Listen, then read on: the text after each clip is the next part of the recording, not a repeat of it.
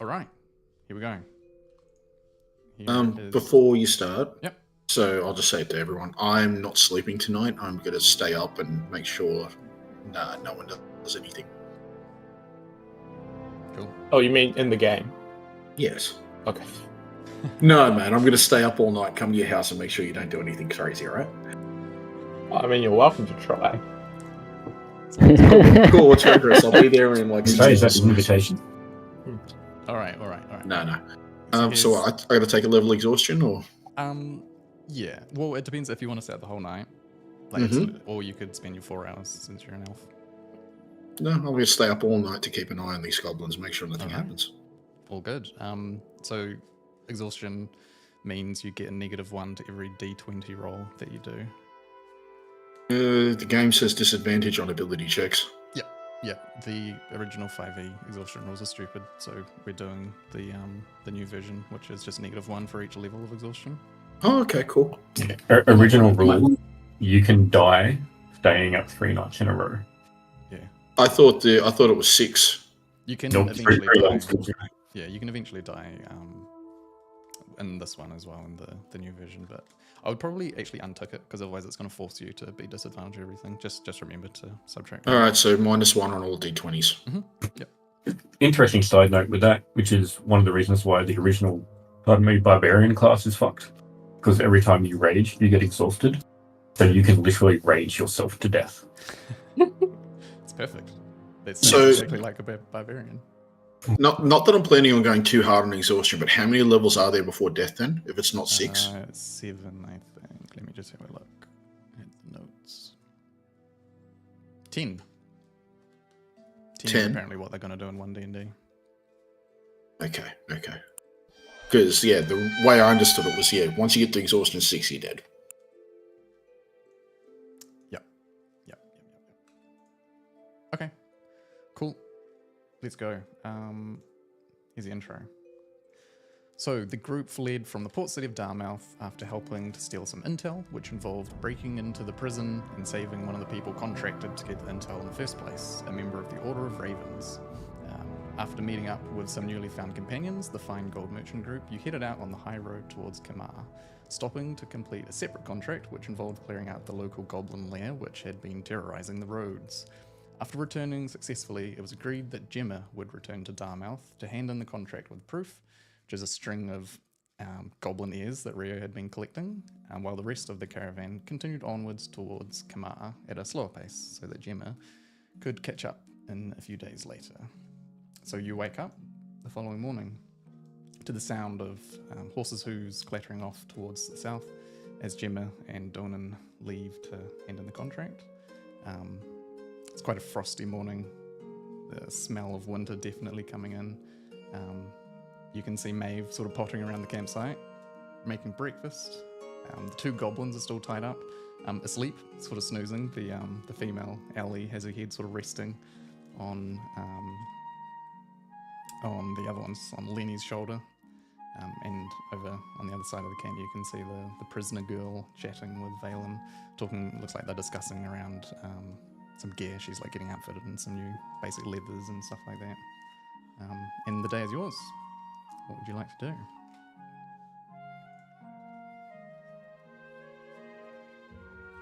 So I think we're basically decided to head off towards Kamar, right?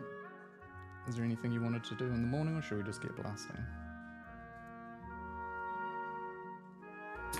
I guess we should check in with the rescued prisoner. We don't have a name yet, do we? No, I don't think you've asked her.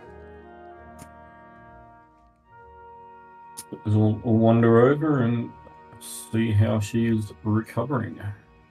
If recovering. She's obviously not doing too bad if she's up and gearing up. Yeah, she's looking better now. She got a bit of healing from some of the clerics, I think, or the cleric and the druid yesterday. The rest has done her well. She's just sort of like in the process of pulling over some new leather, and you can see Valen has given her a new dagger, which she's clipped to her belt with a sheath. She's still extremely dirty though. She's got dirt all through her hair, and her face is sort of covered in muck and stuff like that. It looks like she hasn't actually gone to much effort to try and tidy herself up. And she spots you coming and just sort of gives you the eyes. Hey, good morning. How's it going Good today? morning to you. Up in a bit of sunlight. Yeah, it's been a few days since I've seen it. We did a bit of a clean out down there. I think we got most of them. What were you doing down in there? Well, I'm a bit of an adventurous sort myself, and I'd heard about the attacks here on this part of the road, so I thought I'd come and be a hero, get some adventure in my life. I feel like I can handle myself, but let's just say that I wasn't prepared for that trap. I barely even got a chance to kill any of them before I tumbled down into their lair, and before I knew it, I was inside a cage, and there was nothing I could do. Yeah, and there's always a bit more than what you expect on these runs. Yeah. To be fair, I was probably being stupid for going out alone. Taking a bit of a look through gear. Didn't just come in with a dagger, did you? No, I had a sword and better armor than this, but I had looked around through the stuff. Looks like they'd either used it or broken it down for materials. Okay. We'll keep an eye out, see if we can find something better. I think we cleared them out, but you never know what we're going to run into. We've got the music something got loud. Thank you, I appreciate that. Is there a way to make the music maintain the volume that you set it at? Every song is different, unfortunately. Ugh, that's rough. Yeah. There's two. There's a global and there's a. Yeah, there's a Use global it, one. volume, but since like each song has a different volume, so you kind of just have to adjust each one. I've kind of gone through them all and tried to bring them down to sensible, but Yeah, I think because it's your end, their end as well, but that's okay. yeah. Yeah, I can't hear the in-game sound at all, unless it's because I'm on the world map. You should be able to. Um, Have you got your better with a sword, a bow, or something else? Sorry, are you asking the girl? Yep. I'm handy with any. Yeah, we'll keep an eye out. Dagger's good for close and personal, but no disrespect, but you don't look like you're in a condition for close and personal. Yeah, I think I might take a bit of a break from adventure for a little while at least. All right, so what's the plan? I think we're mounting up and heading out towards the world map. I walk by and I flick I pass a good berry to Valerian and the unnamed girl and ask what's your name? Me? Oh, you can call me Nia. Oh, okay. How do we spell that? Kind of cocks her at you. N-I-A? Oh, right. I thought you said Nia. No, Nia. Just Nia. Cool. It's nice to meet you. I am Kai. What part of the party? I'm the general healer. Oh, very handy. You the one that helped me get me back into shape, were you? Just a little bit. I remember that. Stick close to you, eh? Yeah, healing is not very, it's quite expensive, so, you can't afford to toss heals everywhere. Fair enough.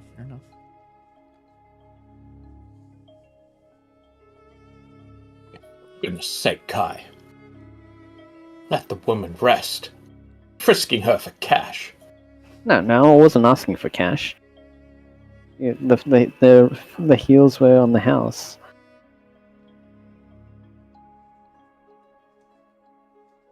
All right. We're looking at a few days' journey so far. Yeah, so... I remember you said that Hex was a couple of days. Yeah, so Hex is about 50 miles. You can cover about half of that in a day. Okay. So you're roughly here. So it's probably going to be 3-4 days to get there. Riv, how much of it's forest that we're travelling through? So I don't know where the road is exactly. Yeah, you can ask Valen. Valen comes over and says, we've got maybe about a day or so extra of in the forest. It starts getting a bit sparser the higher up into the land we get, and then it's a day or two of highlands. It's going to be cold up there, so make sure you get ready to be bundled up. There won't be much forest. And then we start coming down towards into this, the city, a bit more forest, and should be. Reason I ask you is because where is it? Where is the damn thing? You can get like forest favored terrain. Yeah, I got forest favorite terrain. I'm just struggling to see it right now. Wagons. Here it is. I think that would be. While traveling for more than an hour in your favorite terrain, you gain the following benefits. No difficult terrain doesn't slow the group down. Can't get lost. Mhm. Okay, no, sorry. It doesn't give any speed buffs. I can just go stealthily at normally place if I'm alone. Thing is, we don't need speed. We need to go slow anyway, so Gemma catches up. Oh, yeah, true. And we got wagons, which don't go quick, so.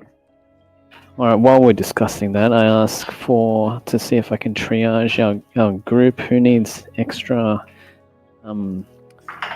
what's it called? Medical care. I'm good. Rest sorted me out. Are you fully topped up? Yep. I should probably Oh. do errand or. The advantage of having shit HP is you heal easily.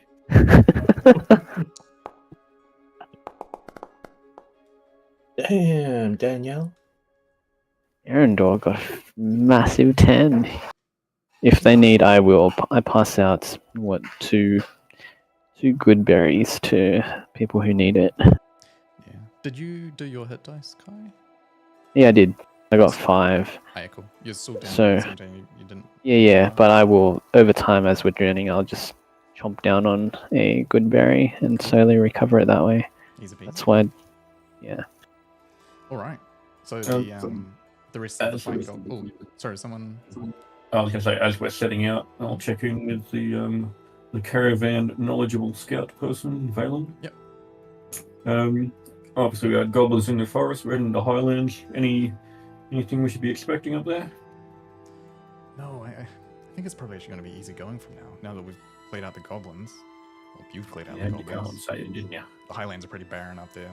Maybe the odd few wolves and stuff like that, but group our size, can't imagine they'd come any close enough to be a scare at least. Yeah. Anyway. Keep an eye up. It might be a good chance for people to catch up on a bit of rest then. Yes, agreed. What time of the morning is it? Very early, probably still. Jimmer and Donan would have left like before first light, trying to get an early start on the day. So maybe sun is only just rising. 6 or 7 in the morning. alright, since we're huddled together, let's discuss how we're going to deal with our 2 goblin prisoners, since they're still asleep. Ellie and... They've woken up now, by the way. Oh. Like, fidgeting and poking each other, messing, harassing each other a little bit, arguing about little things. Like, They obviously made no attempt to escape. nope, they seem pretty chill. Or persuaded by your threats of death in the last evening. By the nails, the Yeah. rusty nails.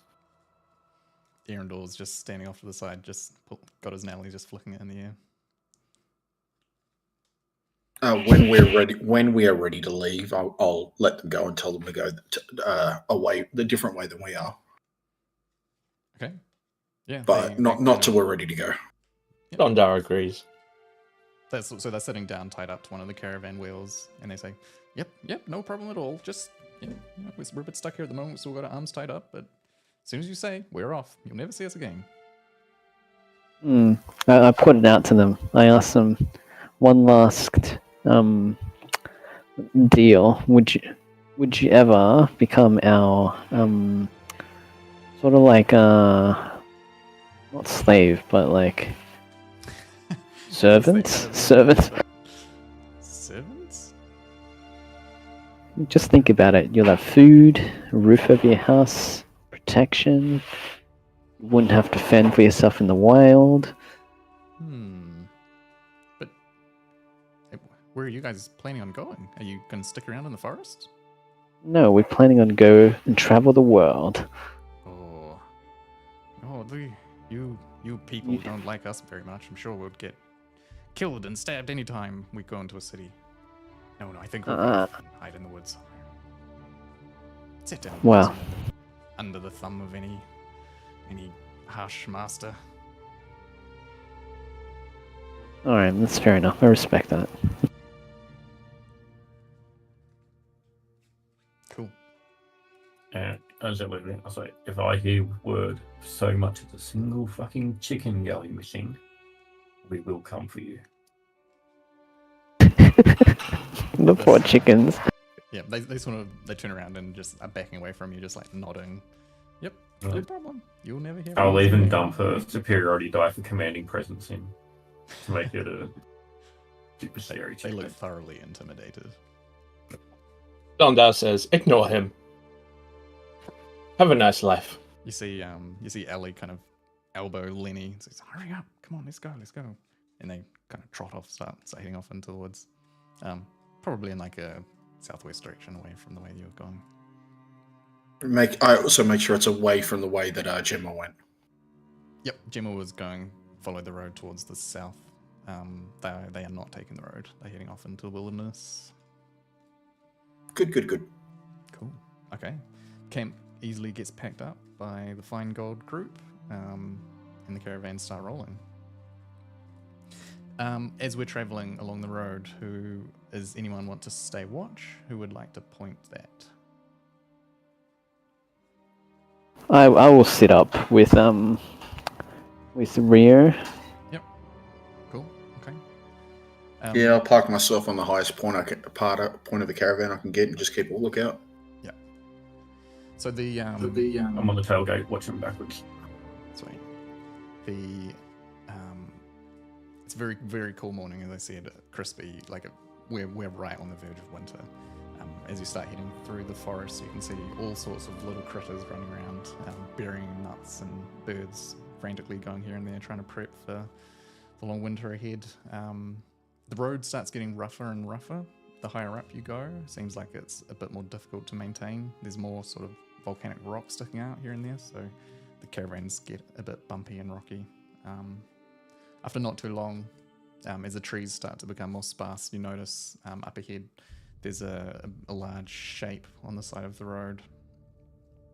As you get a bit closer, it looks like it's a caravan that's been sort of tilted and fallen to the side, and kind of like it looks like it's in ruins. I cast guidance on Rio so he can see or try and perceive at a distance what's happened. Cool. Rio, did you want to roll perception? Sure. All right. First roll of the night. Let's go. And -1 from that. Yep.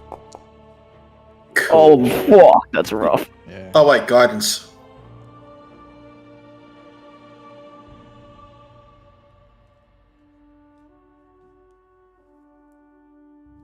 Yeah, sweet. 7. All right.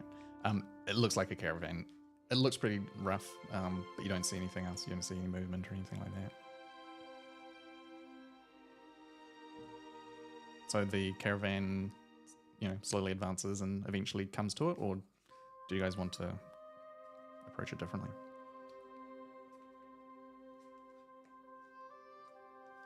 But this isn't our caravan, this is a new one. Oh, it's just a random, ruined caravan you see on the road up ahead. I'll take it from no protest. The caravan slowly just carries on up.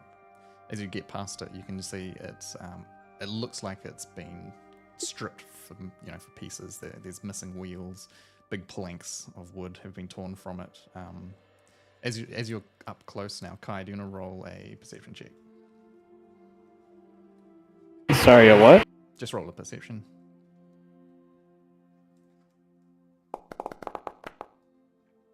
Okay. Looks like a ruined caravan. We should investigate closer. Okay, do you want to stop and hop off and have a look? I think so. All right. At this, you call out, Valen hauls back on the horses, and the three caravans slow to a stop. You can hop off. What are you looking for? Any signs that might lead to what did it. Yep, sweet as. So now that you're up and close, just roll investigation. Investigation.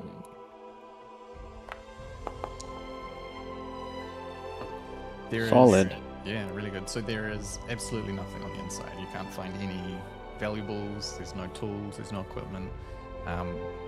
What you do find is a bunch of little holes in the wood on some of the exterior that look very much like holes made from goblin arrows. So you surmise it's probably a caravan that's met its unfortunate end from the highway. But maybe Right. not so much longer for any others. Do we notice not- any like symbols, like markings on the caravan to indicate that it belonged to a merchant or something? There's no symbols that you'd recognize. It does look like a fairly standard merchant caravan, so you can probably guess that it would have been. But other than that, there isn't really much there. They've clearly pulled it apart for pieces. Do we know how long ago this happened? It looks Can we? pretty old, maybe a week or two. It's started to rot a little bit. It's got a bunch of dirt and wet mildew that sort of started to grow into the wood. Yeah. I asked JC, see any old tracks around here by any chance? Who is this JC you speak Oh of? shit, sorry, Rio, yeah. Can I make an investigation check for tracks? Actually, don't even worry about it. You've got perception, stuff like that. From your favorite. His passive, yeah. Whatever it is. There's not really any tracks. It's like the land has probably been swept with rainfall or snow or something like that. It's been a week, tracks. alright. It's been a while. Is it salvageable at all, or is it completely wrecked? It's wrecked. Nah. It's missing like 3 wheels. Just a ruin. So there's a fourth wheel. There is 1 wheel. The fine gold's on a spare wheel. Yeah, check it on the back. Cool. Balin just says, I suggest we carry on. The long road ahead of us. Yes. Right. Heading onwards. The trees start to get a bit more sparse, and up ahead you can start seeing through gaps in the canopy, the mountains off to the north. Towards the afternoon, I want Kai and Rio to roll perception checks. Alrighty. Let's get good ones this time. Oh, look at that. There you go. 19, not bad. Perfect. Yeah, so at this point in the afternoon now, it's getting colder. The wind is starting to raise up a bit. You can almost feel sleet in the air. You hear footsteps, not footsteps, like horse steps coming in the distance. You cock your head a little bit, and they appear to be coming from in front of you. But you can't see anyone yet. There's a hill up above you that goes off to the left.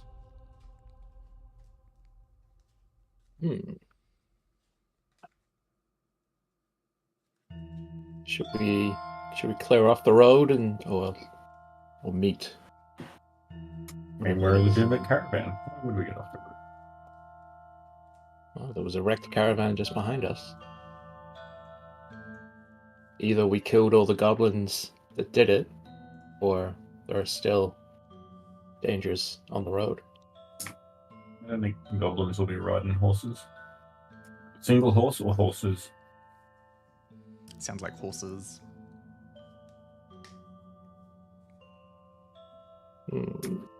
The town that we attacked, that's behind us? Yep. So these guys shouldn't have known yet unless they sent word to the nearest towns by like pigeon Or hawk, would it be? or crow or owl.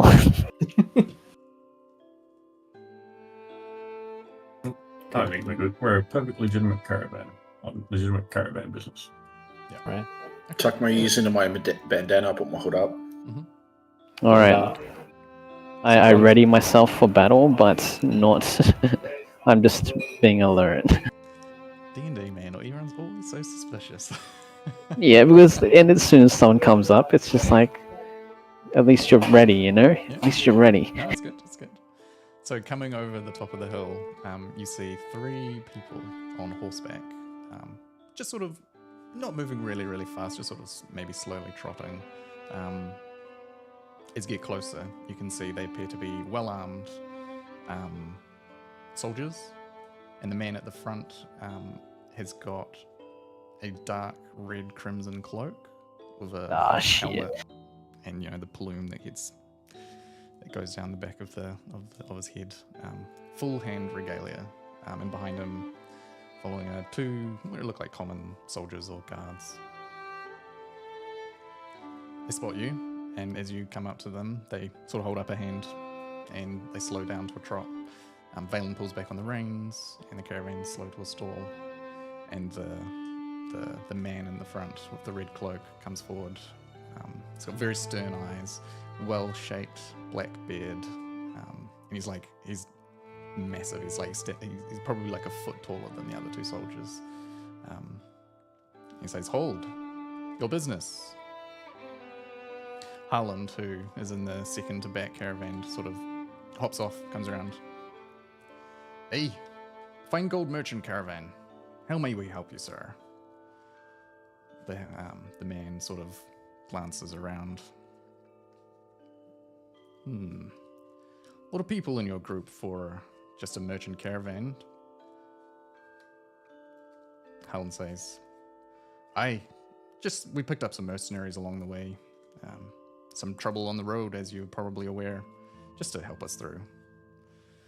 The man nods. "Mercenaries, come forward," he calls out. I'll jump out of the caravan and make my way around. Cool. Is everyone coming out? just- Yeah, I'll come out. Yep. I think Death Mouse will hide for sure. All right. I mean, The girl also stays in the back of one of the caravans. Nia? I stay towards the back with my hood down. So, mercenary group, eh? Where you guys come from? I mean, where does everyone come from? All over. Most recently out of Darmouth, doing a quick contract for the Green Griffins, and heading wherever the action is. Edessy nods. Fair enough, sounds good. What do you call yourselves? What is the name of your group? We haven't really settled on one yet. Yeah, out of character, we haven't done that, have we? No. There's a few discussions, and we're working our way into it. I think we need a few drinks and a bit more of a relaxing situation, because you know how these discussions can get a bit fiery. Fair enough. Well, Anna, Jacob, he sort of looks over his shoulder. Check the back. And you, Fine Gold, what are you transporting today? Alan says, just some spices that we picked up in Darmouth. Probably come from Aetheron, I'd guess. Man nods. Waits a few moments as the 2 soldiers kind of go to the back. They don't raise massive concern about other people being in the back. Maeve is sort of just chilling in one of the caravans. Liliana's just on a horse. She's just sort of smiling, waving at them. She seems pretty chill. They have a look around. They verify that there are just spices. Everything seems all right. They come forward, just sort of nod at the man. Well, everything seems to be in order. Good luck for the rest of your journey. Looks like there's bad weather incoming, though. Harlan just sort of nods. Hey, thank you, sir. And you as well. You're heading off to Darmouth? The man, aye, just patrolling. Well, I guess we'd better be on our way. And with that, everyone jumps back up onto the caravans. Mhm. Starts rolling onwards.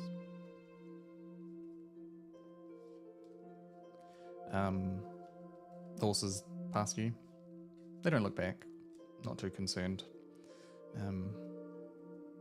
Yeah. Cool. All right. Anything else? Guys just jumping back on and heading away? Nah, just sweating cold bullets, hey? Cool. My eyes don't leave this guy and the other party until they are well and truly out of sight. As you head up around, they eventually, head behind a corner. You lose them into the trees. Yeah. And now it's at this point where the trees are truly starting to thin. Evening is starting to fall, and you imagine that you're probably on the cusp of the highlands themselves. So, Valen sort of calls out and suggests to camp here for the night. Start early in the morning, so that we're not going to be pushing up and camping too far in the highlands for the evening. Yeah. Is there anything you want to do over the night, or should we skip on to the next day? I'd probably quick check with the flying girl. How often do you see Hand on patrol work? Thought they were above that sort of stuff. Are you asking Harland? Yes. I mean, you see them around from time to time, here and there. Can't say I've seen them on these roads very often, eh? But it's not super uncommon. Okay. They probably have increased in numbers recently over the past year or two. Could be that you never see them for months or years, but now it seems like you see them every now and then. But, it's not that uncommon. Think they've increased their numbers, or they're just more active? Possibly a bit of both, eh? This guy's Canadian now, is he? Oh my god. I'm trying to... Scottish accents, man. I don't know why I picked Scottish for these guys, but there you go. Try my best. Oh, good. Sorry, man. No, it's all good. Cool. All right. So that evening, get a nice campfire going, and a couple of the guys sort of pester Liliana to tell another story, and she's like, "Oh, all right. Come on then, come around," and you all gather around the campfire if you want to. This time's a bit interesting though. She, waiting for nightfall, she digs around in the ground a little bit and picks up a rock. She waves a hand above it and mutters a few words, and the stone sort of starts glowing with light. It seems like she's somehow made it to turn into a light stone. And she suddenly picks it up and puts it underneath her head, like you would a torch when you're about to tell a horror story in a tent. And she just jumps into this classic, fantastical horror story about some wealthy family far to the north, about the Blackthorn Manor. Some young daughter was messing around with spirits and accidentally summoned something during a seance, ended up possessed, killed a bunch of people, exorcisms came in, and the whole house burnt down, and just a whole tragedy, and it was gripping and thrilling. Yeah. At the end of the story, the others sort of pull their cloaks tighter around themselves, and everyone heads off to sleep. Your Halloween stories. Yep. Cool. All right. I want to go check on Mia, see if she's okay. I'm gonna give her a clean, wet rag so she can wipe down her grime. She actually holds up her hand and says, "No, don't worry about me. I'm all right." She's very much sticking to herself. She's staying, a bit away from the group. But I appreciate it. But I'm okay, thank you. All right, cool. Next morning, you wake up and there's a light scattering of snow. Not enough to stick, probably, but just patches here and there. And you take off. Camp gets packed up. Start rolling on up, and actually, I can do this. Can I do this? Here we go. Heading up into the highlands. Very cold now. You need to bundle your clothes up around you. The storm hasn't hit though. starting to be overcast. Definitely some wind howling. And then, sort of partway through the day, you once again hear sound of horse hooves hitting the ground. This time coming up from behind you. So Vale, if you're still chilling at the back, you'd probably hear them first. Moving quickly. Yeah, sounds like cantering. Sorry, 1 sec. So we've had a second night now? Mhm. Sweet, let me add some spells back. So you should be all full spell slots now in max health. No. One or more, actually. Well, Lots unless or you've spent spells, you should be full now because you should get half of them back each night. I mean the sound of horses. Well, I got 3 spell slots and I didn't sleep last night, so now I've got 1 back. True. Yep. Cool. All good. Sorry, Vale. So yeah, the horses very, very fast. Cantering. Many? Or just a couple? Just a couple. Alright, I'll poke up, have a bit of a look, keep an eye out, and also just call out. I'm guessing it's probably our catch-ups. But pays to be prepared. Yep. Harlan sort of acknowledges. Valen sort of raises a hand in acknowledgement as well. Caravan carries on. Everyone sort of just prepares. A few minutes pass, and just in the distance you can see, 2 horses heading your way. One of them ridden by someone that looks quite short. The other one ridden by someone with fiery red hair. Sure enough, it is Gemma and Donan returning. They sort of wave their hand as they get closer and, rein in when they get there. She's a bit puffed. Oh, that was a good ride. No troubles on the road so far, yeah? No troubles.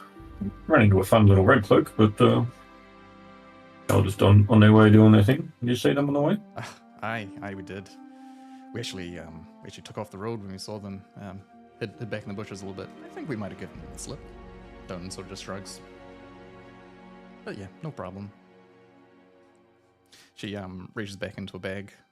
I've got something for you. She sort of tosses a bag over to you. They were very excited to see this. Apparently this contract has been open for a while. You can look inside and see there is a total of 820 gold. God damn. Lordy. Aye.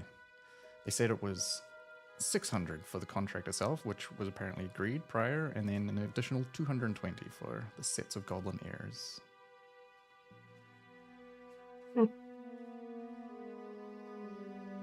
God, we could have got another 100 gold if we lopped off the other 2 ears, guys.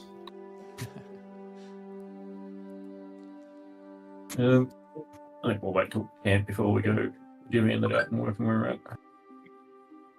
Cool. All right. Nothing else dramatic happens that day. If there's anything else you wanted to do, let me know. Otherwise, we can carry on till nightfall. Yep. So there's a bit of a storm building. Yeah, Neros is gonna sort of, is acknowledging this. He's gonna do his cantrip and hold out his hand, and in front of him a very grey, dark orb sort of appears. He sort of looks around, and he says, I think possibly some bad weather coming in the next day or two. Doesn't look like it'll hit tonight, though. Okay. We've still got, 2 days of travel? Yep.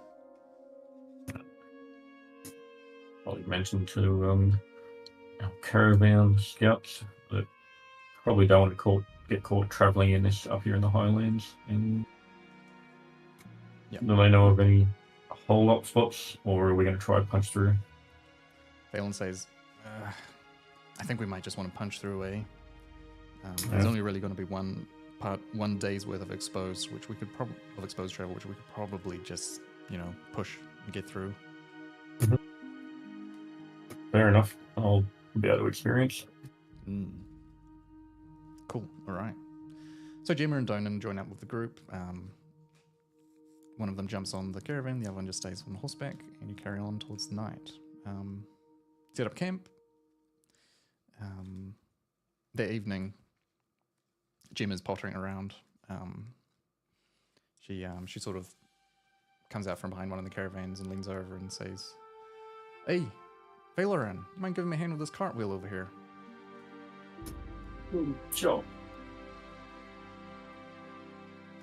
She kneels down in front of one of the cartwheels as you come around, and is just sort of like messing with it. Doesn't actually look like she's really doing anything, and she just does that for a few moments, sort of testing the tension on some of the, the wooden spokes, and tries some of the bolts. And she just looks at you from the side of her eye and says, "I'm just wondering, have you told any of the others about this?" She reaches inside one of her breast pockets, pulls out a folded piece of paper and hands it to you. I'll open the folded piece of paper with a raised eyebrow. So there is a very, reasonable drawing of a old-looking bald man with a scar across one eye, blind, and a reward for capture that says 5,000 gold. She just cocks an eyebrow and says, "Wow, don't know what you did to piss off the Empire, but impressive." I'm gonna be honest with you, I don't know what I fucking did to piss off the Empire. I don't remember shit from before, a week ago. She squints her eyes and looks at you. Maeve did say you were having some memory loss. Wasn't sure if you were actually telling the truth, but you really don't remember anything. I remembered for 5,000 gold, I'd turn my own fucking head in. Oh, fair enough. Listen, you've probably surmised by now that I'm no fan of the Empire. It seems like, judging from your past, you won't remember. You're not either. There's things we can do. You should consider joining the cause that I'm aligned to. Well, I'll have to see how I go, honestly. I'm still trying to work out who I am. This definitely swings things in your favour, because it's not like I can join them. True. 5,000, Jesus Christ. Were these widely broadcast, or was it just... It seemed like they were only just starting to go up in the city. They weren't there when we were there last time, but maybe in the last day or so. No, if that red cloak didn't grab me, so they mustn't be too recent. I'm definitely going to have to find a way to change my face. Maybe invest in a hood.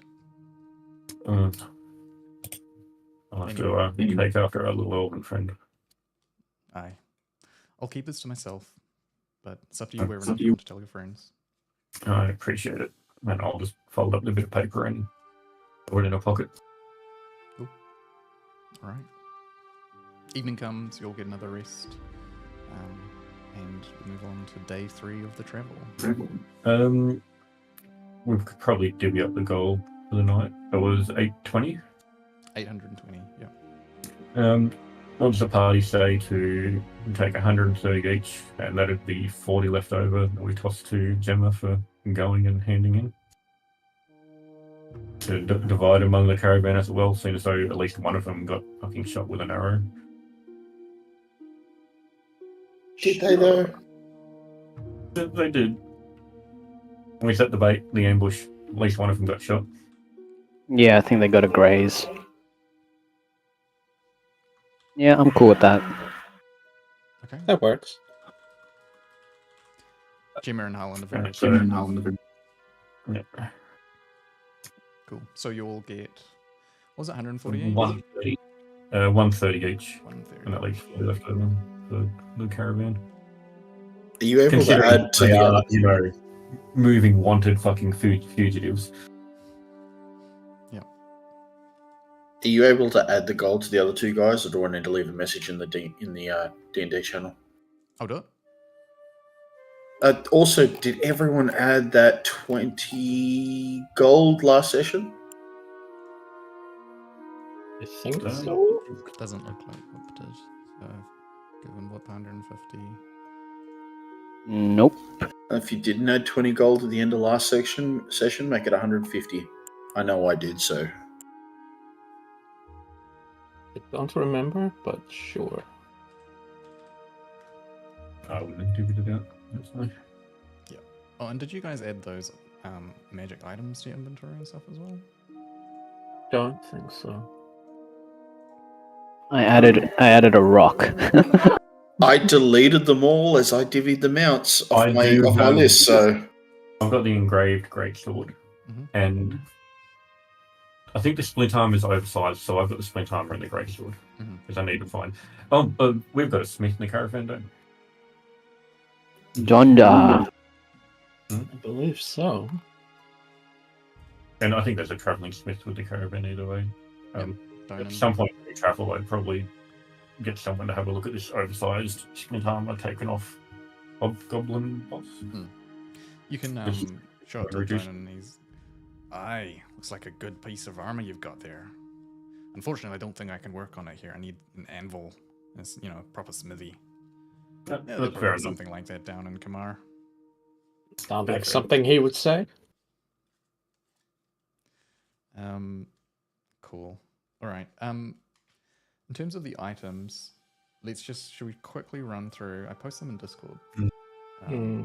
yeah, I thought I kept the rope, but I can't see it in my inventory. Just to make sure you guys know that you have them and whatnot. So there was the black pouch with fine powder, spell book, 3 potions, rope, dagger, and some jewelry and stuff like that. And then the gemstone, which Kai has.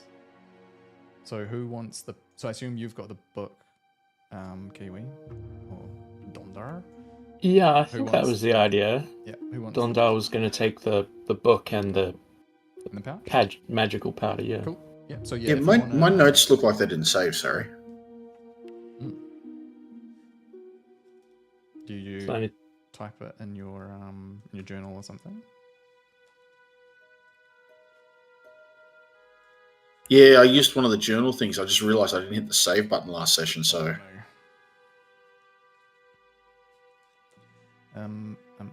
yeah. Thankfully, you did it. I know we divvied out the gold from memory. Someone took the white gemstone, the moonstone. Yeah. Oh, it's a moonstone. I remember you saying a moonstone at one stage, Riv. I don't remember that. Check the VOD. Pretty sure Death Mouse took the dagger. Yep. I thought I hung onto the rope. Mhm. Kiwi, I think, took the potions. And the dust.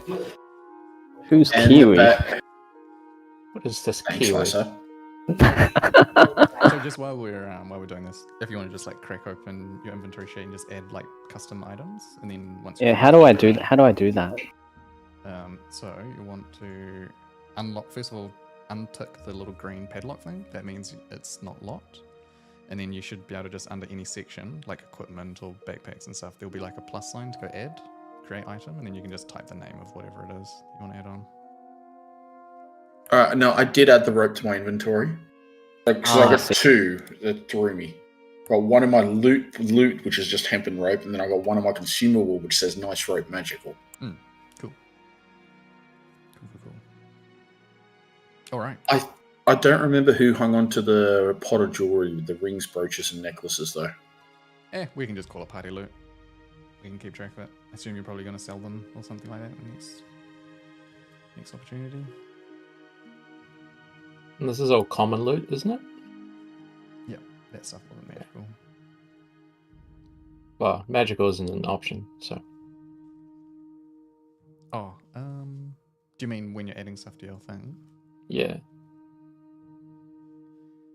So you don't, just go into inventory, just go add, a thing will pop up. You can just go right click, edit, change the name, and that's it. And then once you So I figure out don't- what it is, we can actually put the real items on. Okay. Cool. So there's no save. I just click lock again, right? Yep. Yeah. Cool. Spellbook and small book pouch, perfect. All right, sorted. But did someone say I get the potions? I thought someone else wanted them. You can just add them for now. I think you took them, yeah. Okay. Cool. All right, day 3. The wind is picking up. do this. Wind is picking up. Storm is rolling. It looks like it might be passing over the mountains, so not towards where you are.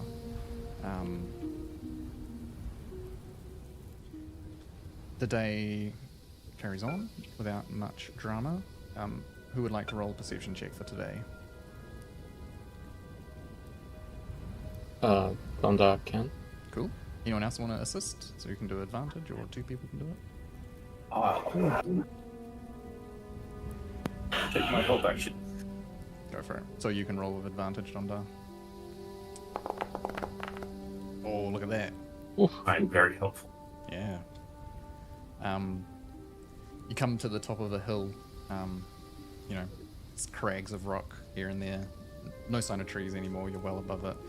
Patches of snow definitely starting to settle. And off to the distance, off in the north, you can see this, like maybe 2 or 3 miles away, what looks to be a tower made entirely from like large boulders or stones, just off in the distance. Yeah. In a distance towards where we're traveling? No, it's sort of off towards like the northwest, up towards the mountain range. It's out of our way. Do you point it out to the group?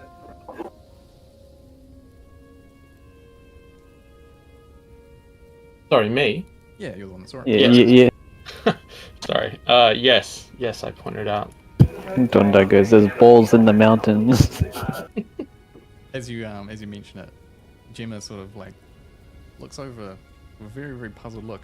She says, I have to say, I've traveled this road 12 times or more, and I don't think I've ever seen that before. That doesn't make any sense. Phelan, you know anything about this? He sort of shrugs. Huh? Don't think I've seen it before.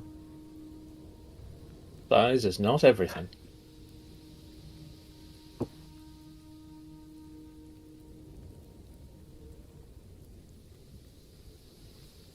All right. Is it on our way? Is it beside the road? It's probably like half an hour walk away. From the road? Yeah, you'd have to head off the road. I want to ask, what's Whoop's name again? Neros. Neros, what's the weather gonna be like for the rest of the day? He pulls out his orb, or he creates the orb, and it stays sort of grey and cloudy. It doesn't look like the storm is gonna hit. It might be passing over the mountains.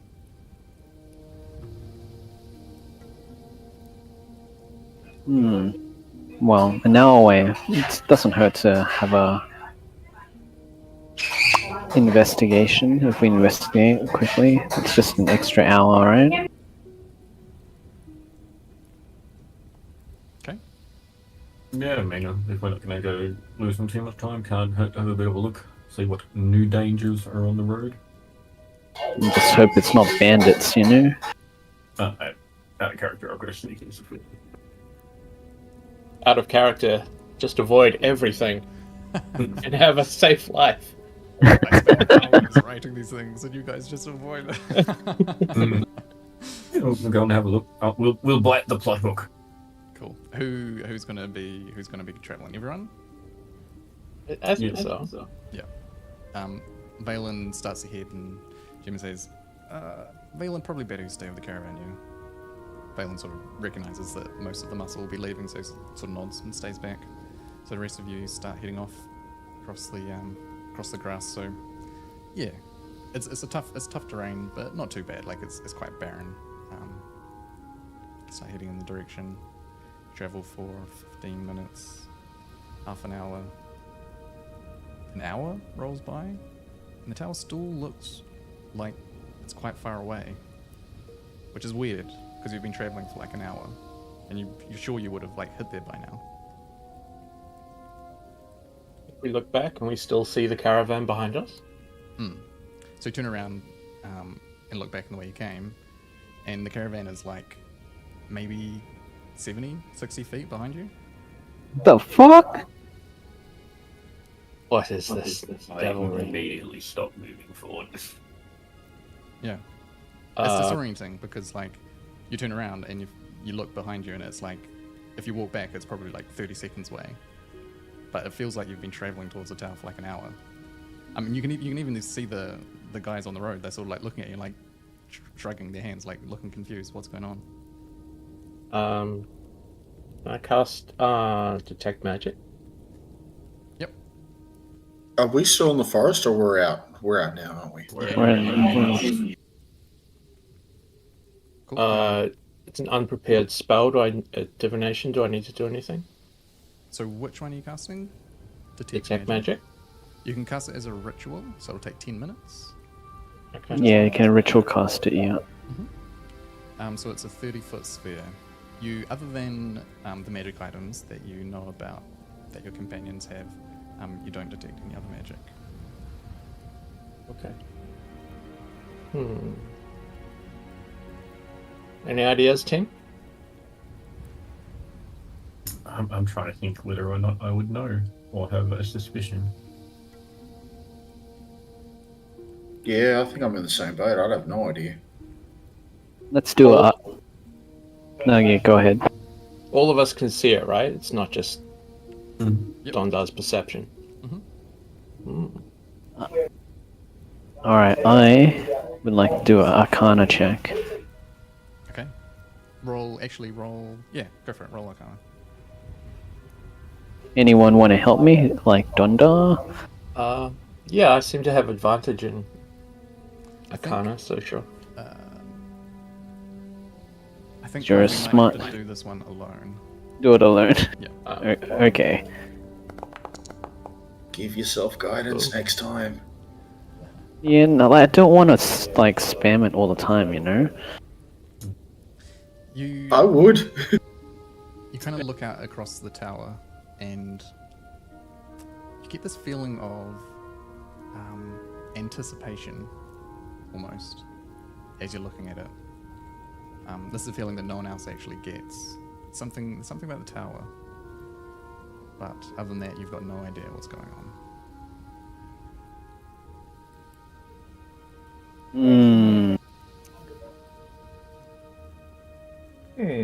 As in a good anticipation or a bad anticipation, you know? Hard to tell. Wow. This is strange. I gather, guys, there's something strange about this tower. Can we walk back to the caravan? Yep.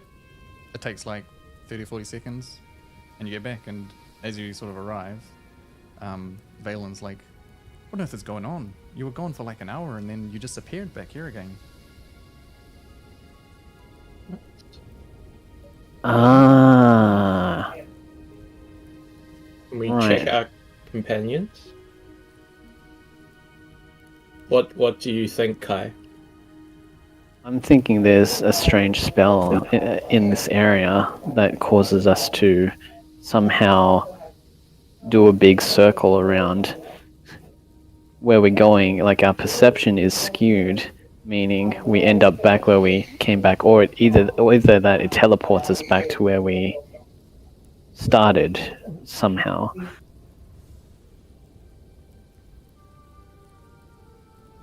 The strange woman that's with us, can she see the tower? Liliana? Yeah, she can see.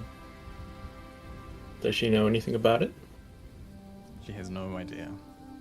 Like the others, she says, oh, I've never seen this tower before. It's very strange. Alright, I ask Rio, any other archers, if we walk up 30 seconds and then we shoot an arrow, like longbow and arrow, into the distance, if we light the arrow on fire, see if it keeps going straight. See if it's like a physical, magical thing that affects physical objects. Okay. Only if you want to, though. Yeah, I'll grab an arrow, get a little bit of extra cloth from somewhere, wrap it around the arrowhead, light it on fire. Yep. Loft it 600 meters, 600 feet in one direction. Yeah, towards the tower, probably, hey? Yep, you see it fly through the air and land about 600 feet in front of you. 100 feet. That's my max range. He's an elven archer. He can shoot. No, I've got a longbow. Longbow. Longbow's got long. Longbow 600 max. All right. Anyone with any ideas? But only affects people. Curious. I was going to send a conjured servant, but it cannot go that far, so seems unlikely to be informative. How much rope do we have all up? I've got 50 feet. I've got a rope as well. Let me check my I've got two. bag. I got 50 feet. Yeah. I have 50 feet rope. Tie our ropes end to end. I'm going to grab one end, tie it to a caravan, and the other one, and I'm just going to start walking up the tower and see what happens. All right. I mean, I just sent an arrow 600 feet. You're going to go 200 feet? Yeah, you go about 600 feet. Oh, sorry, 200 feet, whatever it is, however long it is, until eventually you feel the ropes go tight. Looks normal distance. Yeah. So I'm just going to yell back if people can hear me. Somebody's fucking with us. Yeah, as soon as you turn Yeah, around, head back. you find yourself much closer to all your companions. So, So the the- rope is slack? The ropes go slack. Or was it always slack? It's kind of weird. You think about it. Did the rope ever actually go tight? You can't remember it going tight, but you're sure it was because you were walking the whole way, right? Yeah. Mm. At this point, you hear from... I'm trying to decide how much in character I know. you hear from the caravans, Phelan calling out, "Hey, it's getting late. How much longer do you want to stay here for? We need to get off the hills." Can we continue? Is it only if we go towards the tower that things fuck up? Yeah, I think we should be fine. All right. Let's. Make my way back, reparching out everyone's ropes, load up. Yeah. I wanna. Someone's fucking with us. Yeah, I want to make a note of it on the map. You know, of where this tower is. Mhm. For just to make a note of it, just in case, so that we have to come back or something happens. Cool. It's like probably roughly here. In this area somewhere. Okay.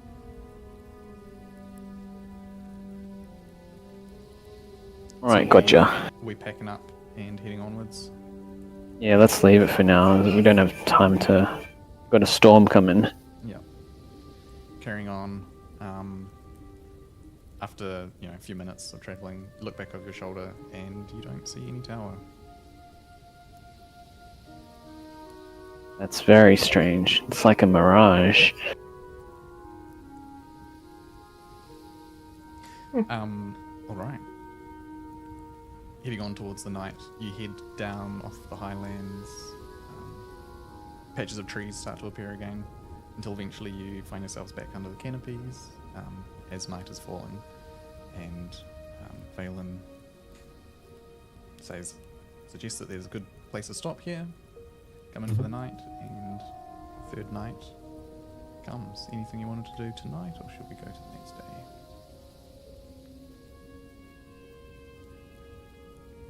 I don't think Nothing so. special. I wanna take a 4-hour watch tonight. Cool. Do you want to roll a perception check? Yeah, with what's it called? With guidance on myself. Go for it.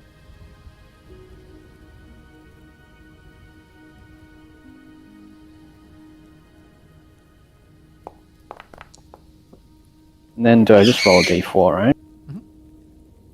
As part of the roll, there's like a bonus section as well. Oh, it d- doesn't oh, roll okay, right. Automatically, yeah. But no, all good. You don't see anything particularly alarming overnight. The fire's crackling away as you go into your trance and stuff like that. to allow yourself to rest. You do notice at one point in the night there is a snowy owl that flies past and perches on a nearby tree and just sits there looking at you for a while until eventually it flies off again, leaving behind a little white feather. But other than that, nothing else going on. Okay. All right. Day 4 starts, and temperature's starting to pick up a bit as you're getting lower. Caravan packs up, heads off for the day, and nothing particularly strange happens. It's a different type of forest on this side. As we're starting to head a little bit more north, less old and gnarled. There's a few more pines and firs and stuff like that. Until eventually, in the later part of the afternoon, you start to catch a smell in the air, which is unmistakably the salty smell of the ocean. Fish markets and ship docks. You crest up over the top of one final hill, and before you, the sprawling city of Kamar unfurls like a mosaic of haphazardly built stone structures, stretching out along the coast like a maze, bearing the marks of centuries of unplanned expansion. Buildings lean against each other, mismatched roofs form a jagged skyline that contrasts against the shimmering horizon of the coast beyond. Bustling activity reaches your ears from the distance. You can hear merchants haggling, children playing, the distant hum of chatter. The ports are a hive of activity. Ships are anchored in every available space. You can see the sails billowing in the sea breeze. Throngs of people inside and outside the city are sort of bustling here and there, and there's this sense of urgency you can see from even this distance. It's quite a contrast to Darmouth, where you came from. Darmouth was a imperial-built city, very well-planned, colonial-style wood houses. This is all, very haphazard, ancient stone buildings. As you start coming down the hill, Gemma sort of just sighs a bit and goes, always a sight for sore eyes, eh? I like coming back to Kamar. Heading on down as you get closer, you can see at the gate large groups of people trying to get in, some people leaving. You see merchant caravans going here and there. There's a handful of guards at the gate, sort of just like trying to usher people and trying to check caravans in the chaos. At this point, you see Nia sort of leans out from behind one of the caravans and just calls out, "Hey, I don't think I'm going to be going into Kamar. Probably going to carry on northwards. Just like to once again give my appreciation for what you did for me. I won't forget, but I think this is where we part ways." I give her a bit of a side eye. He's obviously dodging something in the city, but fair enough. Yeah, why don't you want to go into Kamar? Oh, I need to get back home. I've been away for too long, I'm sure people are starting to worry about me. Insight check. Go for it.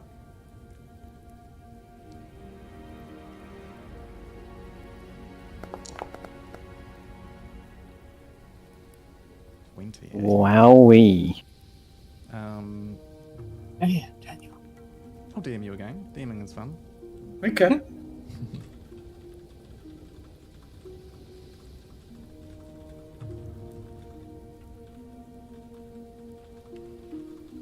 La la la la la la la. What is this new devilry? Never heard of whispers. Here you go. I'm not gonna send her off without a dagger. I've got a light crossbow and 20 bolts, and hand them over.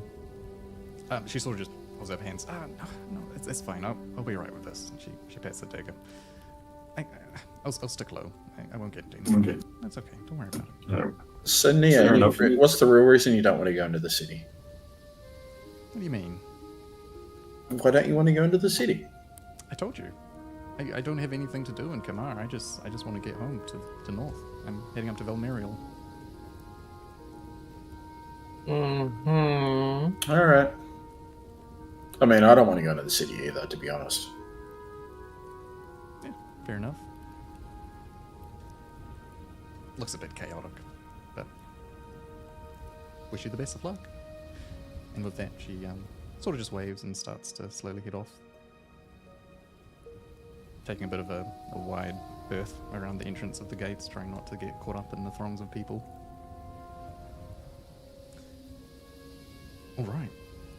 Alright, so the caravan heads on back down towards the gates. And there, why don't we take a quick break, get some noms, get some tea, and we'll head into the city later. Coffee. Yeah, it's getting dark enough. I need to go turn the lights on. Yeah. I haven't eaten. I need to go and quickly shovel something down. Alright, take.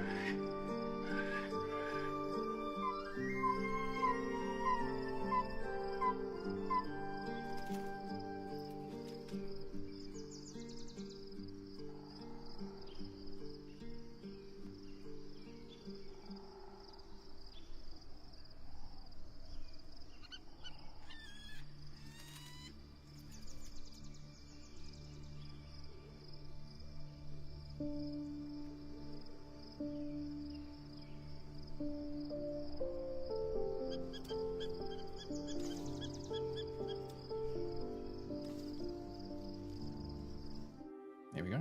We're back. Cool. All right. So, heading down to the gates. Yep. Caravan's rolling on down.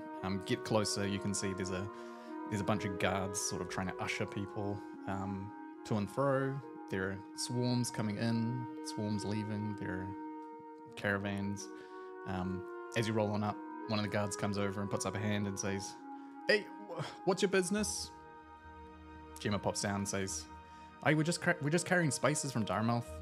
And he's like, she says like, "Look, you can pop around the back, have a look." And he's like, "No, get in." He just waves his hand impatiently. It's like another group of people try to come up behind him. It's chaos. There are a lot of people here. Gemma kind of like cocks her head and just mentions, "It's a bit busier than usual, eh?" Alan sort of shrugs, but you can get on through the gates, no problem. As you get into the city,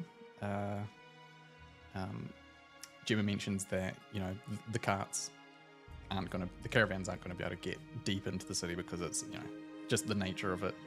Some roads are too tight. There's people everywhere. There's roadside merchants and all sorts of things like that. So there's a large stables designed to keep horses and caravans and that sort of thing near the outside gates. So you can head on over there. Gemma flicks someone a few coins. The caravans get stored there, and you get smaller, more like hand-drawn carts to load up the supplies and head on into the city. And it is bustling. There are people everywhere. People are pressing up against you, knocking you as they running on past. There are store-side merchants calling out, trying to get your attention, trying to sell all sorts of knickknacks. You can hear like chatter here and there, and there's people calling out, be like, "Hey, where's so and so?" And people are, calling out like, "Yo, come over here, look at this thing." Every now and then you hear a few interesting things, like you hear there's this sort of energy in the city. There's these rumors going around, like people are talking about disturbances happening up in the north, which is news. The Feinegolds hadn't heard anything about that. You hear someone say like, "Oh, my brother's a trader. He says he saw an entire battalion marching across the plains. Never seen anything like it in all his years." You hear someone else, a few minutes later, "You hear my cousin, Val Luminor, said the Imperial Square was swarming with soldiers. Something big's happening, you mark my words." As you get on deeper into the city, you can hear like a little bell ringing, and you hear there's a dude standing up on a box calling out, and it's like, hear ye, Imperial army seen mobilizing and moving across the plains. Reports of unrest in the north." Rings the bell again and just repeats the message. Gemma kind of just like looks back and, interesting times, eh? That is certainly new. Wonder what's going on. Deeper into the city, Harland and Gemma sort of lead you, and at sort of an intersection, Gemma says, "All right, I'm going to head off to the docks. You good with the supplies?" Harland nods and says he can sort it, and she looks at the rest of you and says, "I'm going to head down and deliver, the package. You fancy coming along?" Yes. Well, we've seen it this far. We might as well. Before we go, though, Mm-hmm. Gemma, do you guys do the same sort of work in this city that you did in Darmouth? By work, you're referring to that whole business in the prison? Try not to say that word out loud, but yes. No, that's not my thing. I'm just a merchant. I'm good at getting from A to B. I'm good at getting into places with not much, with not much excitement, not much conspicuousness. No, I just contracted. I contracted others to complete that.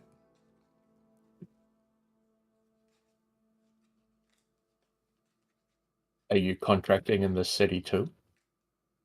I mean, I guess put it this way.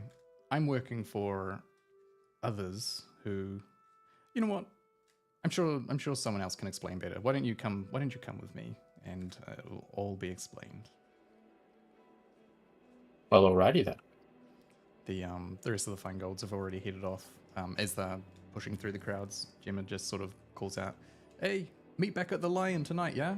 Harlan just waves in acknowledgement.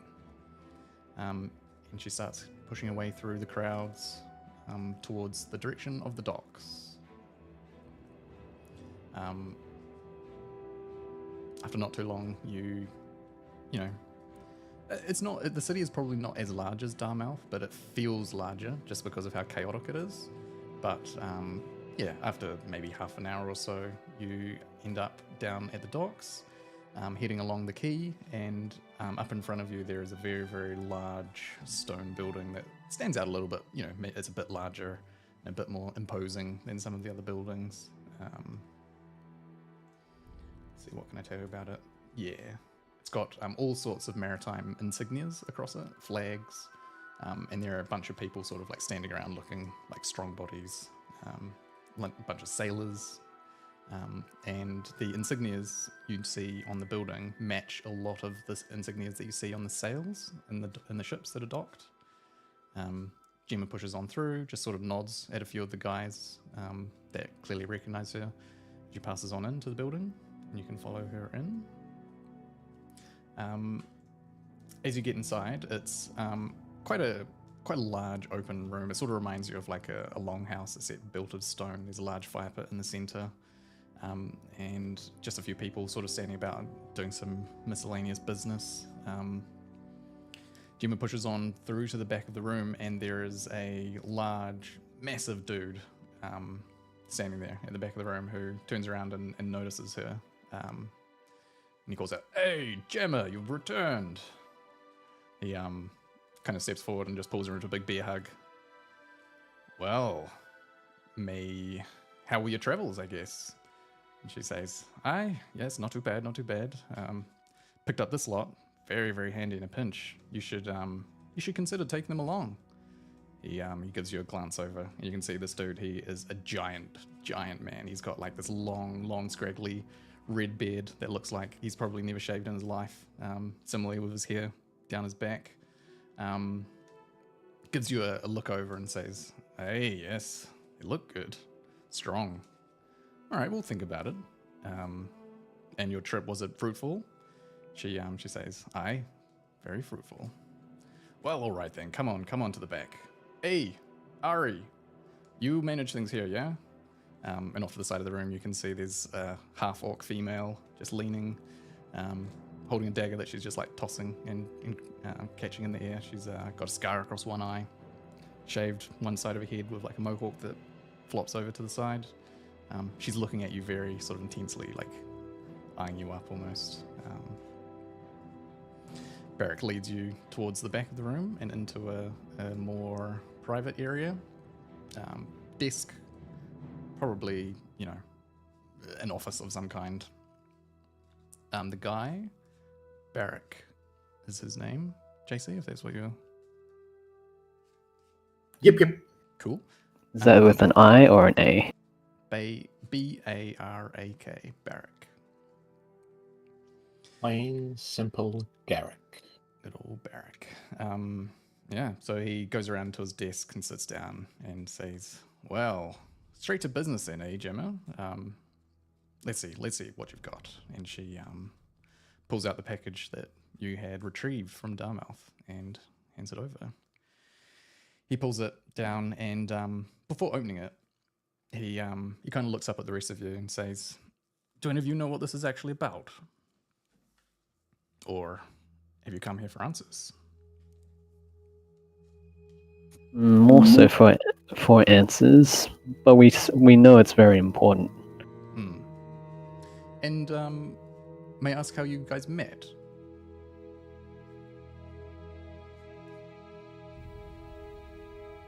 We met along the way to Dartmouth. We were just traveling in the woods hunting, and we were hunting some goblins. Gemma pipes up.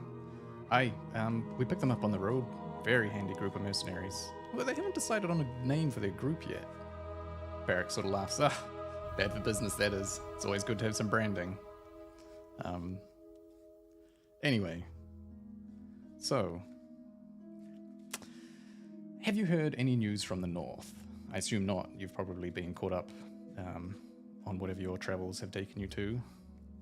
A Moorbreaker returned. Sorry, just...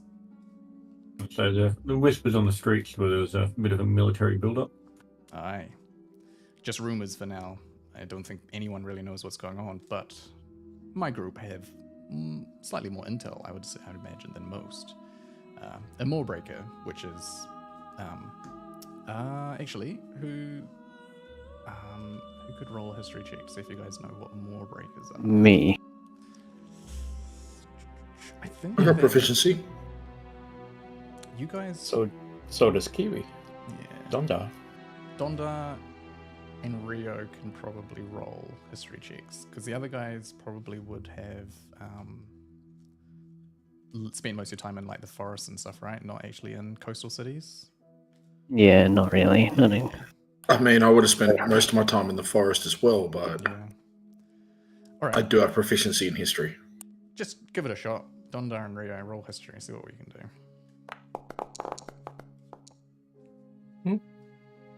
Good Not job. bad, not bad. So Moorbreakers are a company of ship. It's like a shipping guild that it's probably the main shipping guild of the land, Voltara. They're very well known as like not ruthless but very strong ships that they'll fight if they have to, but they will get the job done with whatever the job is. Usually transporting supplies and cargo and stuff like that. Yeah. So they're a merchant guild? More of a sailing company. So they will hire. They aren't merchants themselves. They will be hired by people to perform jobs and stuff like that. Okay. So like Star Trek, but if Star Trek fucked. East India Trading Company? Yeah, something like that. Barrett continues. A Moorbreaker returned a week or so back from Valnoran, saying that the city is locking down. They've supposedly expelled all Imperial authority from the city, and are ready to declare themselves an independent city from the Empire. Nah, they will not stand for that. It starts. Sorry, Riv, which city? Valnoran, way to the north. Going into winter? Mm. Worst time to do it. It's starting. The whispers of rebellion have been spreading like wildfires all across the land. I'm sure you've seen, I'm sure you've heard. And the Red Cloaks, at this he sort of spits against the wall. Can't put them out quick enough. And now us Moorbreakers are in an interesting position. Do you have any idea where our name comes from? Well, as you can imagine, it probably has something to do with the Moor.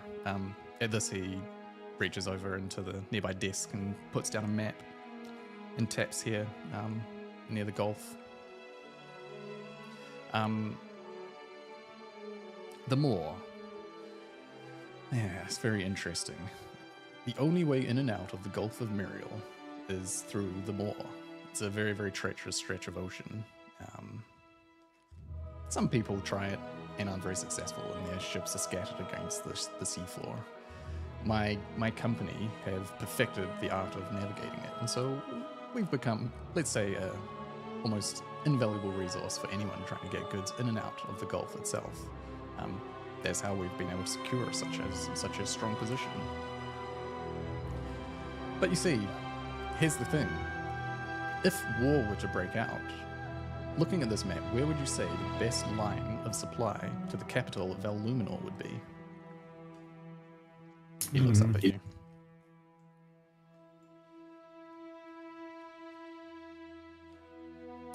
Definitely by water, the river. Aye. Through the Gulf, through Valmillion, and straight up the river. And that brings us to this. He taps the package and says, Skyreach. What have you heard of it? Where's Skyreach? Sorry. Are you asking? Oh, it's not on the map. Okay. It's a name we've heard. Be surprised if you had. It's been very, should we say, secret for many years at this point. For nearly a decade, the Empire have been building a viaduct of unimaginable size across the Aeolian Chasm down here. And he taps at the. Oh, why is my? You can't see your pingy. Yeah, my. Yeah, I was zoomed out the whole way to try and see your pings. I don't see them. Let me restart Foundry. Very strange.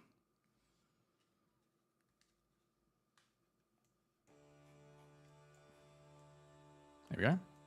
Pings. Ping. So taps down here on the map. Oh, down there. Okay. Yep. The Aeolian Chasm. That is where all the prisoners and so-called enemies of the Empire have been ending up. Now, assuming that you have easier passage through the Aeolian Mountains, given that, where would you say the next best line of supply to the capital would be? I'll be honest, I'm surprised the Empire hasn't moved against you already. You've got the stranglehold. I agree. I wonder if they are planning something, or if they just haven't considered it. But, obviously, this is going to be... Though they're essentially going to circumvent the requirement for us altogether. I guess you could look at it from a monetary perspective. It will hurt our business, but it's broader than that. This will allow them to wage their war, or whatever they're planning, without, without needing to rely on us to support their supplies. Now this package that Gemma here has retrieved, these are the schematics of Skyreach. With them, my engineers can determine precisely where we would need to hit the structure and bring it crumbling, thus cutting off the Empire's plans to control the supply lanes for the war that they see coming. And that would change everything. I can see cities beginning to switch already as soon as word of a blow such as this against the Empire would come out. And that is the plan. That's what we're going to do. At this, he sits back and awaits expectantly. Well, are you in? We've always got room on ships for more men and women to support such an effort. I would be surprised if you release us after telling us such a plan. Well, Do I we trust have a Gemma, choice? and Gemma says she trusts you. Well, package wouldn't be here without us, to be honest. So Indeed. I guess we're in. Why not? Excellent. It's a bold plan. There's a shit ton that could go wrong. Aye. We're not going to go into this blind. We need to first analyze this and figure out exactly what we're going to do. Give us a couple of days. Lay low in the city and meet back here on the docks in a couple of days from now. And we will gather everyone together and we'll head out.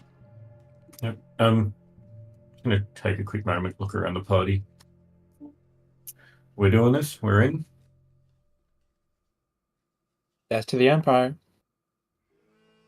I mean, it's not like we have any fucking option, really, do we? Then we're wanted. Some of us are wanted by the Empire, so I don't think we have much option. We either live a free life or we strike back and take what we can get. Some of In that us case, I'm are gonna. you wanted by the Empire. Kai? Not me personally, but I'm sure there's people among us or people in the whole of this continent that despise the Empire, so we might be doing them a favor. Barrett leans forward and says, I think all the land needs right now is a single spark, and the whole thing will go up in flames. And wouldn't that be glorious? The chance to push back this empire once and for all. I imagine there's another seat at the desk. I'm gonna pull one out, sit down, Mhm. reach into our notes, and pull out the captain's letter from the ship. What's this? And he takes a look at it. Let's just say we weren't in the forest to start off with. We may have been acquired to work on Skyreach and never made it there. At this, he leans back and claps his hand and laughs. Ah, what an interesting turn of fate then, eh? You were bound to end your lives at Skyreach itself and now potentially have the opportunity to bring it crumbling to the ground. Well, it seems like fate has aligned well before us. But from what we're seeing here, I don't know what the timeline on your plans is, but if they're trying to finish it before winter, and winter is coming very close, things might need to accelerate. He reads the note. Failure to complete Skyreach before winter is not an option. There's also the minor issue is, I imagine, the straits up near Valnora. I vaguely recall you mentioning that they freeze over in winter and that's the only way in and out. Or was that pre-session 0? No, that's roughly right. Because as soon as that freezes over, every Imperial fucking troop is going to march across that frozen ocean and burn the city to the ground. Indeed, but don't count Valnoran out. These ancient cities know how to defend themselves, and they probably know a thing or two about the shards and that stretch of ocean anyway. They can probably defend it. But the key thing that we can do to help them is to cut off the supply line to the capital. If the Empire's soldiers don't have any way of sustaining their army, well, if it ends up being a long, drawn-out assault, it just makes it all the more harder for them, doesn't it? That is true, because their military might needs to pass through either the mountains or through Valmiriel to get to Valnoran. Exactly. And here's the trick. We won't carry supplies for the Empire through the Gulf. They'll have to try and chance the Moor on their own. And let's just say, I give them Possible. 50-50, maybe less. Probably Unless there's just someone waiting on the other side. Now that's The not a bad Empire. idea. Do the Empire have their own navy? They have some. Mostly they have outsourced, but none of them are anywhere near the caliber of my company. How many are your company? Oh, dozens, if not hundreds, across the cities.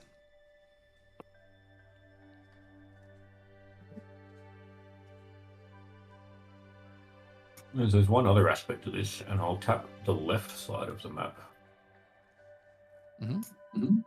What's the story with the short ones? Are they involved? Do they staying free? The dwarves. Hmm. Imagine when half the continent catches on fire, they're not going to be very happy.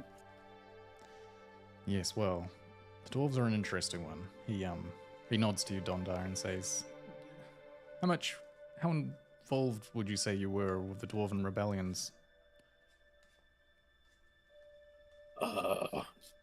My parents were killed in the rebellions. I'm sorry to hear that. Well, I'm sure that your friend here can tell you that the dwarven people have tried to rise up once before. Didn't work out for them, but potentially, given enough hope, maybe they would do it again. I'm sure they could be persuaded. They're sturdy people, and he sort of nods at you with respect.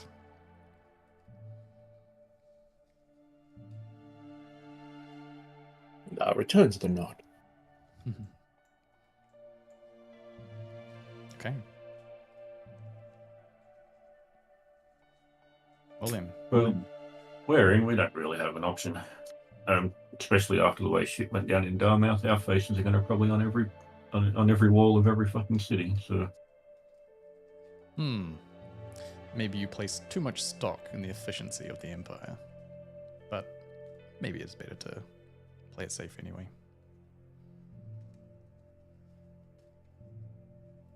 I ask, what's to stop? Go to look at the map, right?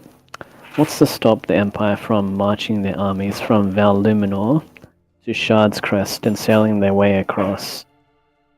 Shard's Crest? No, that dock's far too small. The ocean out that way is treacherous.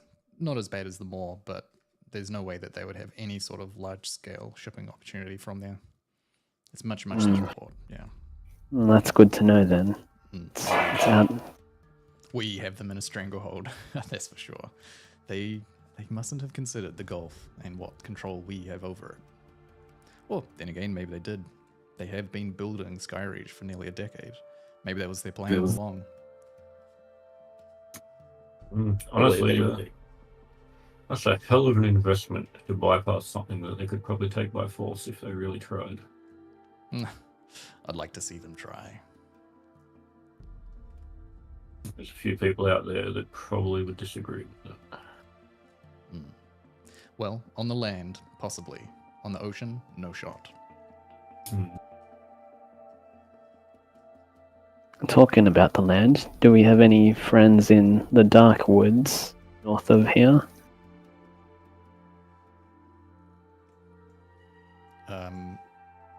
Me? No. No port cities up that way, I'm afraid. Interesting. I think any defense of Valnoran will be in the Straits, but that's the opposite end of the world from where we're at. I've spent a lot of time in the Darkwood. There's not much there. Indeed. Is Gemma still with us? Yep, she's chilling.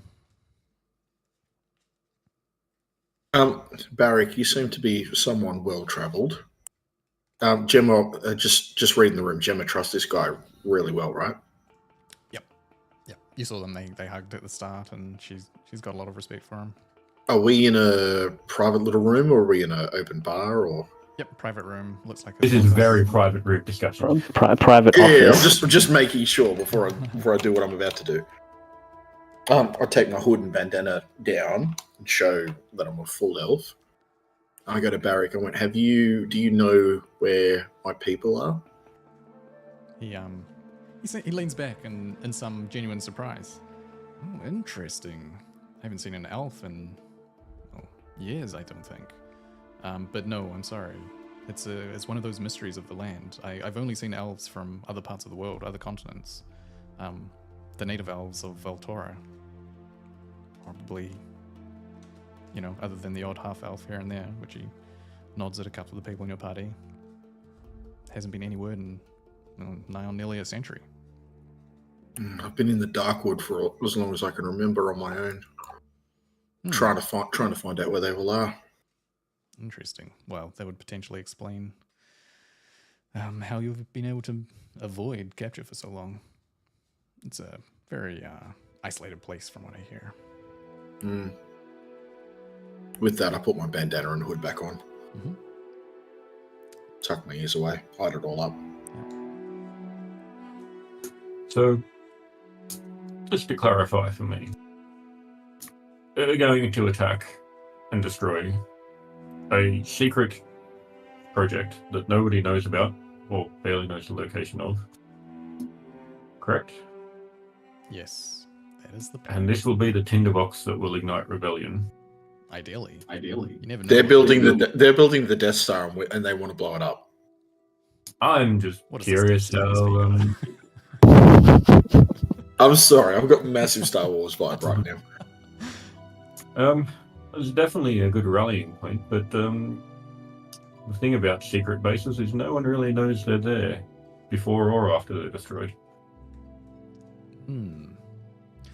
Well, I'm sure that there are many prisoners or slaves currently working there.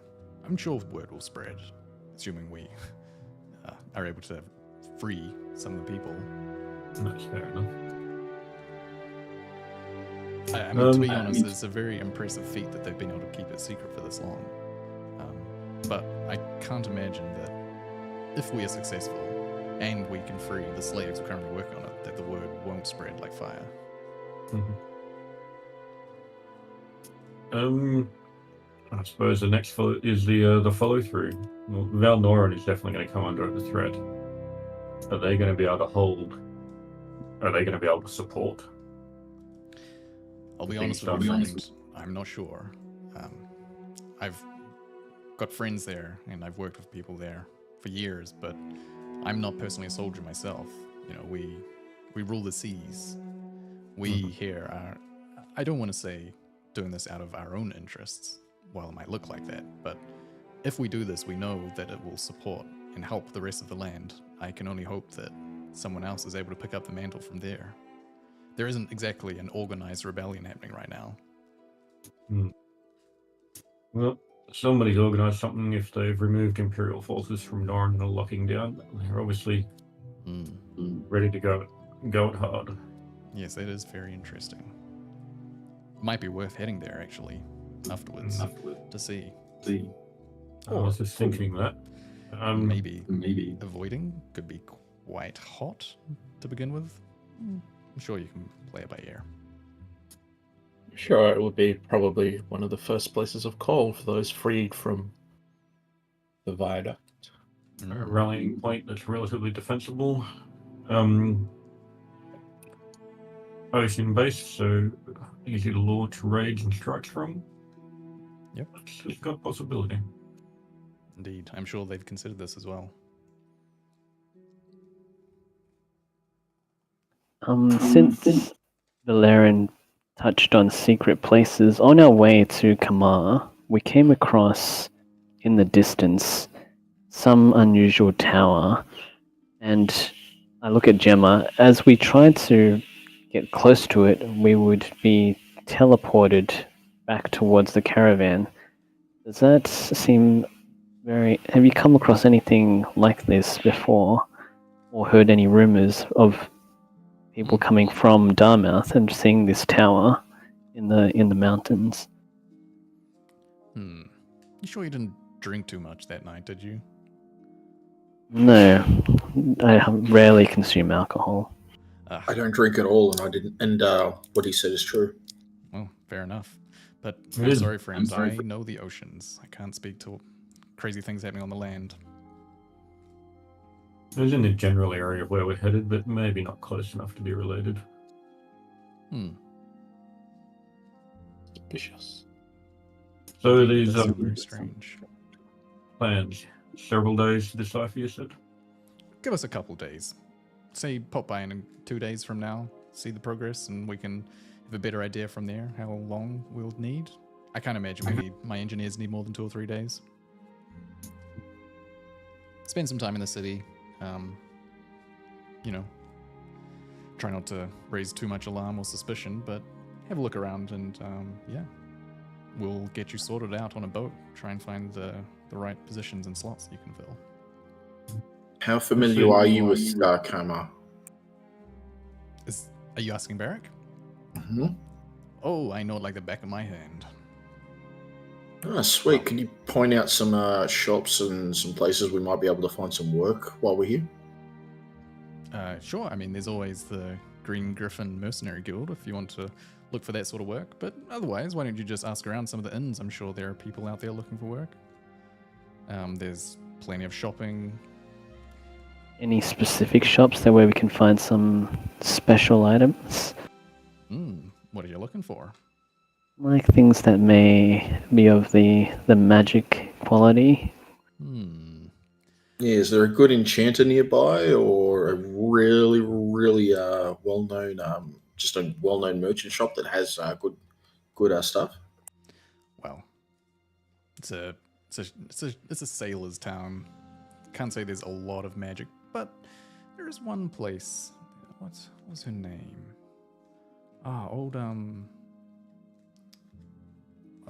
Let me look at my thing. There we go. Old Alara.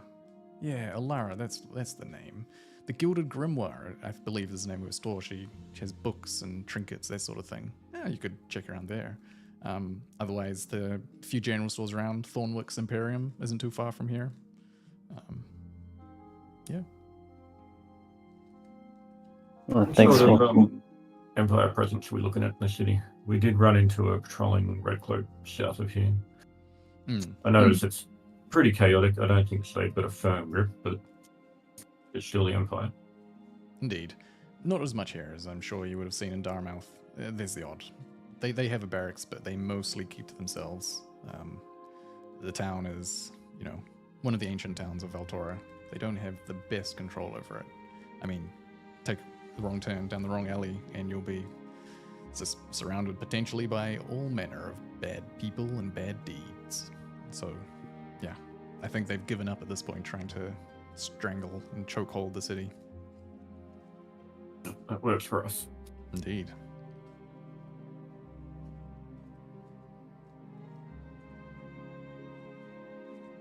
Well then, we'll prepare for ourselves for the next 2 days, and we'll come see you again later on in the week.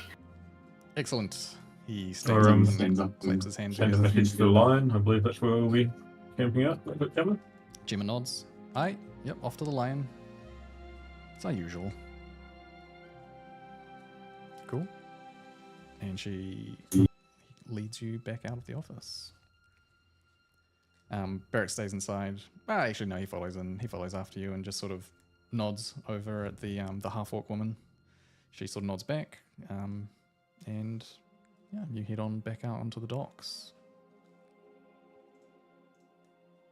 Gemma looks around at you. All right, well, I'm going to head over to the lion. She looks up at the sky. It's probably heading towards late evening now at this point, after a decent day's travel. I'll meet you there, or do you want to come now and bunk down and then you can head out tomorrow? No, we've got 2 days to kill. I don't think we're in any rush. We can probably head for a rest. All right, fair enough, fair enough. So she leads you back into the city through the twists and turns and the bustle of the crowd. Let's see, the Lion Inn. It's a 2-story establishment made of stacked stones like the rest. It's probably slightly on the nicer side than most of the buildings here. It's got a large wooden carved lion out front, so impossible to miss. You can head on inside, and it's very warm and cozy. It's not like any of the rough sort of sailors taverns, that sort of thing that you might have walked past on the docks. There's a bunch of people in here, not super busy. One of the tables in the back corner, you can see the rest of the merchant group. There's a dude, a man playing a harp in one of the corners of the room, just sort of gently plucking away. And there's a woman sort of, spinning and racing back and forth across the room, handing out drinks and waiting on people. What time of the day is it? It's pushing evening now at this point, yeah. Full day's travel to get here, so Cool. it's starting to get dark. Yep. Cool.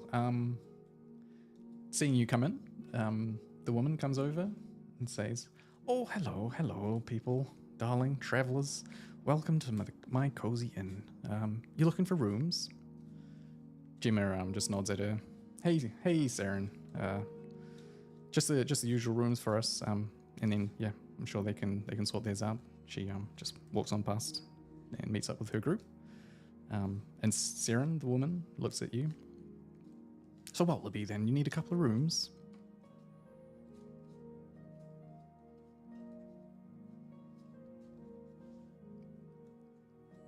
Yep. Rooms for 6. What have you got? Yeah, sure, no problem. We've got plenty of rooms, I think. Do you want to have... She looks around, counts 6 rooms, or are you guys going to be bunking? I don't mind bunking. Bunking's fine. We're only here for a couple of days. Great. It'll be How- 5 silver per night per room. Are the rooms shareable or? Yeah, we can probably fit 2 or 3 people in a room. Total room. Sounds good. Great. So she hands out her hands for the coins. Can I Oh, get you any hands out drinks her hands. as well? So we're gonna go to the group. We're gonna pay for 2 nights, 3 nights, pay as we go. 2 nights, I think. Is there, Yeah, let's keep it at 2 for now. Cool. We could. I'll cover the rooms. That's 30 for 3 rooms for 2 nights, I believe. Yeah, 3 gold. You you can reach in, grab your coins, but here's the weird thing. You sort of pat your pockets down. You can't find your coin purse or coin bag. You'd suck it, you remember where you stuck it in your pockets. You're very meticulous about where you put it, but it's not there. I just swear loudly. I check my pockets. Yours is also gone. Londar checks his pockets. Yep, I'm gonna check my pockets. no good. You can all sort of pat yourselves down, and any sort of loose valuables like coins and stuff like that are missing. Your stone is missing, Kai, and God Rio, damn it. your ring is missing. Oh no, I was wearing that. I would have noticed that go missing. Were you wearing it? I was wearing it. Oh, okay. No, all good. I've always assumed that you'd kept it separate because you didn't want to like display it or something. I was wearing it. I wear it, but the signet is inwards. So the top's just the band and the actual signet's inside my hand. Okay. No problem. Ring is still on your fingers then. Okay, good. And like gloves on top, so probably impossible to get. Yes, gloves on top, yes. All right. But everything else is gone. Siren sort of sees you all patting yourselves down. You're right. Oh no. Did you run into a bit of trouble out in the city, did you? She gives you sort of like a sad knowing look.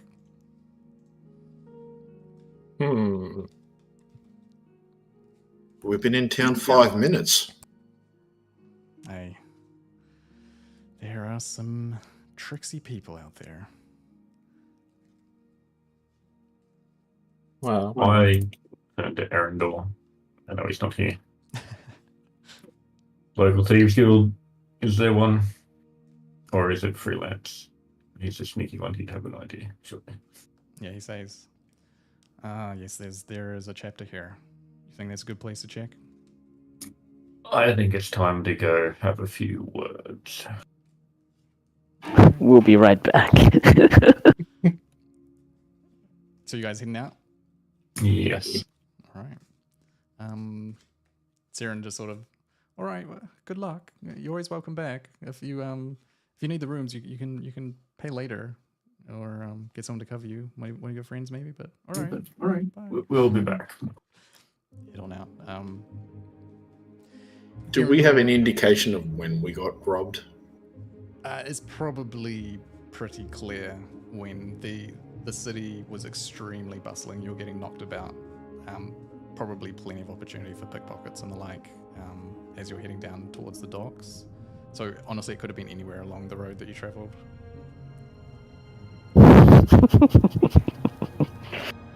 God damn it. So Erendor starts picking his way through the streets, and he sort of gets, a few blocks away and says, I actually don't know if I remember where they had their headquarters here. Maybe I never went. He sort of scratches his head. I'm going to roll a check for him, because I actually don't know if he would have been here.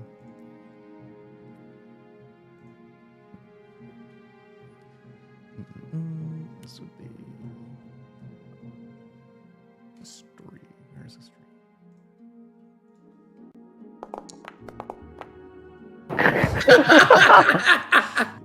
Arcane Lord Ravenswood. He knows everything. Yep. He goes, That roll. Actually, that's right. It was Kamar. I was thinking about Sabine. No, all good. Follow me this way. And he picks off again, heading on down through the streets.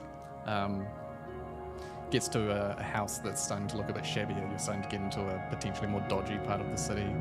Takes a corner and sees there's like a house that's built of like more worn-looking wood rather than stone, which is potentially not uncommon, but most of the houses are stone, but there's a sort of worn-looking wood building. He goes in and it looks abandoned as you follow him in. He sort of just like looks around and leads you back to the back room, and there is a large cabinet up against the wall, which he sort of like starts knocking on. Yeah, I think this is the one. Puts his shoulder up to it and tries to shove it. Ugh. Struggling. Valorant, man, give me a hand. I will grab it with 2 hands, and I won't try and push it. I will try and rip it down. You're just like tearing it off the wall? Yep. All right, roll athletics.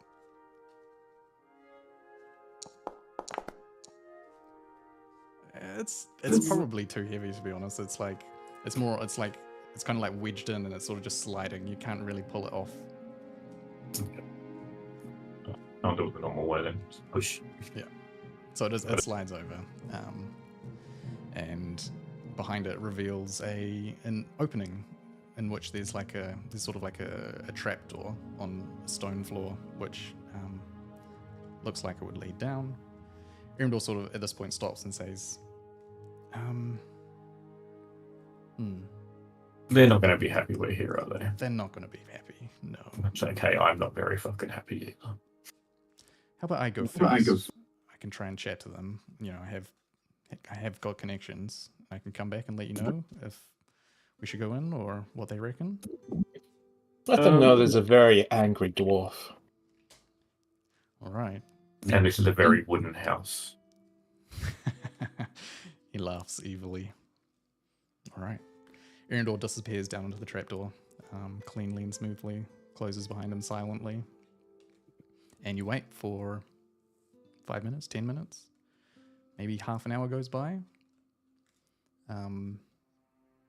This is interesting, actually, because Deathmouse not being here is just like, a lot of shit right now, but I'll talk to him after, I suppose.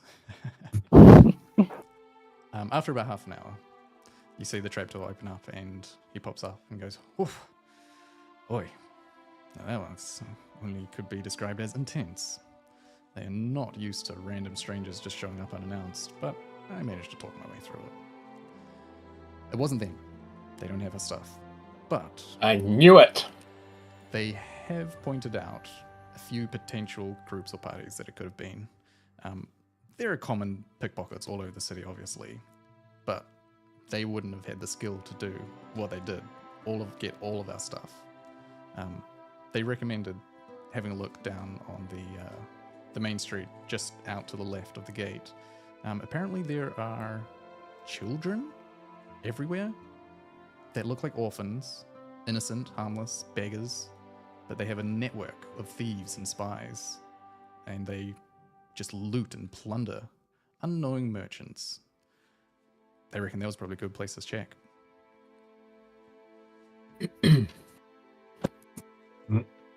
Freelancers.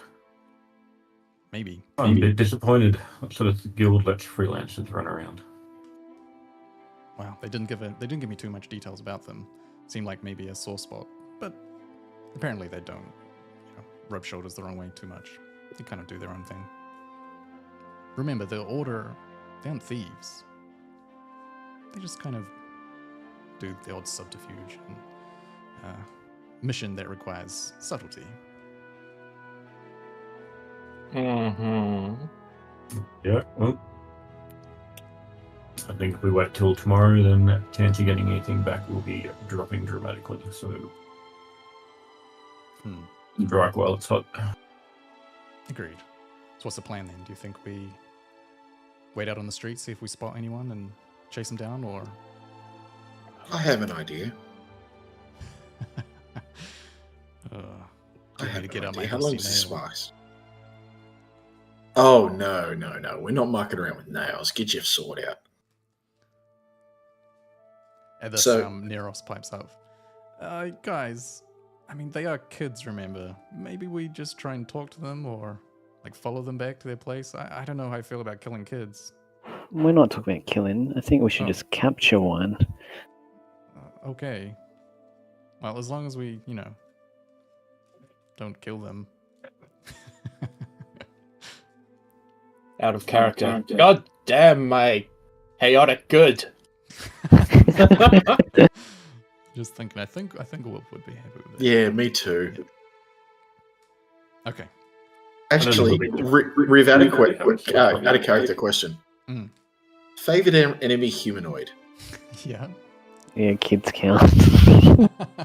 Kids are definitely humans. You have advantage on wisdom/survival checks to track them, as well as intelligent checks to recall information about them. All right. Oh, Roll a It'll probably be Does that Yeah. give me anything to recall getting pickpocketed? roll intelligence. Let's see. he is an elf, so he does have heightened senses. Save or the mod side? It would just be not save. It would just be straight mod. And you've got advantage, right? With your- Fuck! Advantage, thank God. Well, didn't you? Because of your favorite thing. Oh yeah, it's your Yes, yeah, advantage, favorite. yes. Let me roll that again. Natural one. Fuck yeah! Oh, nice. Yeah, you do remember as you were passing down through the main sort of road, what could pass as a road, after dropping off your caravans, there were plenty of begging kids around. You wouldn't have noticed them really because they're very nondescript. I mean, who notices orphans? You were mainly paying attention to, all the people talking rumors and the town crier and all the hustle and bustle. But yep, there were kids around. Alrighty. Has night fallen yet? Yep. At this point, it is well and truly night. Probably still before midnight, maybe nine-ish. Cool. Alright, let's come up with a plan. We need to try and find out these kids tonight, right? I have an idea. Let's hear it. So, picked up a trick. I can change my appearance to whatever I want, pretty much, within reason, including just rereading it to double check. Let me just put it in chat as well. Talking about disguise self. Mm-hmm. I Just want to think- make sure I'm reading this right. You disguise yourself to be. Oh, you can see I can my make foot myself shorter. including my clothing, weapons, armor. Perfect. But So I can. Yeah, sorry. 1 foot shorter or taller. You can. I was more going for the clothing and stuff. Yep. Oh, yeah, no, that's all good. I was thinking you were going to say try and make yourself look like a kid. No. I want to make myself look like I'm stupidly rich and everyone keep eyes on me and we see who tries to pickpocket me.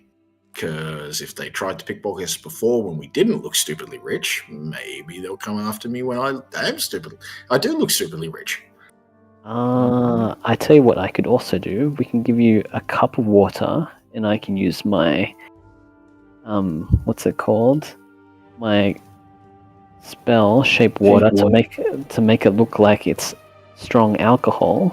So I can change the color of the water, and you can walk down and pretend to be drunk and walk down the street. So you look Don't like need you- it. Disguise self gives me that. And other belongings in your person, so I can make it look like I've got a cup in my hand. Oh, okay. He's too good. Right. Okay. So We need to. Are you likely to be pickpocketed at night? Yes, if he's drunk, if he's pretending to be drunk and walking down the street as a rich guy by yourself, it's high chance. that's what I'm thinking. Although I've Well, never like, been for sure. drunk, so That's easy. Just walk like you've been punched in the head. Or fall over? okay. All right, let's find a location to set this plan into action, because since it's night, I might have to share. Riv, I'm assuming the streets are lit up. There are like lanterns and torches here and there. It's not super well maintained, but yeah, there's the odd bit of light here and there. I only say this because Vale can't see well at night. So if I share Eyes of Night with everyone will have 300 feet of dark vision, and make it Alright. much easier to search for these kiddos who can't see well at night. Since they're human, I assume they're human.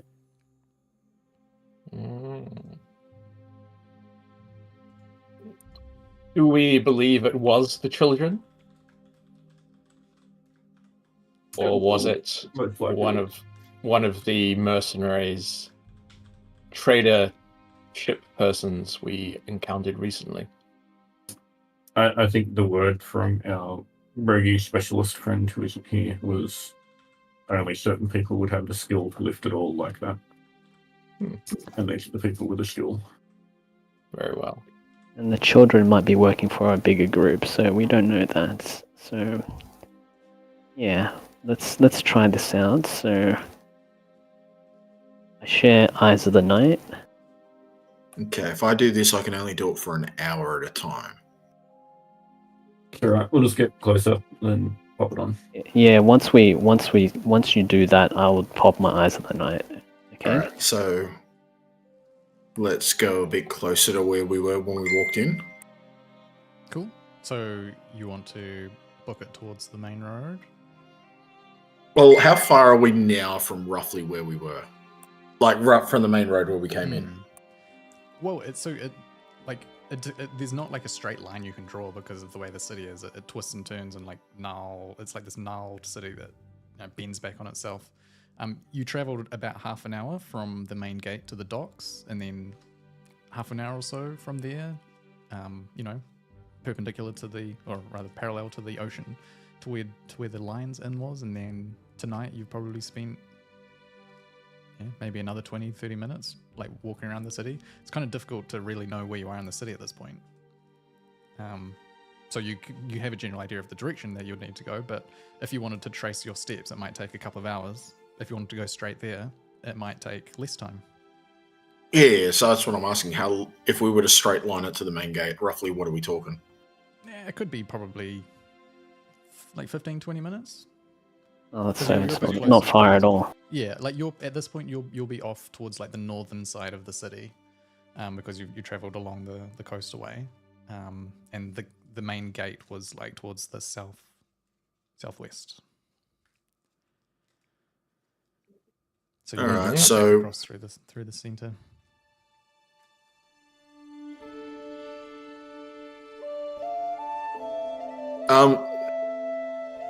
Well, why don't we cast it now and then we head to the main gate, then retrace our steps to the docks?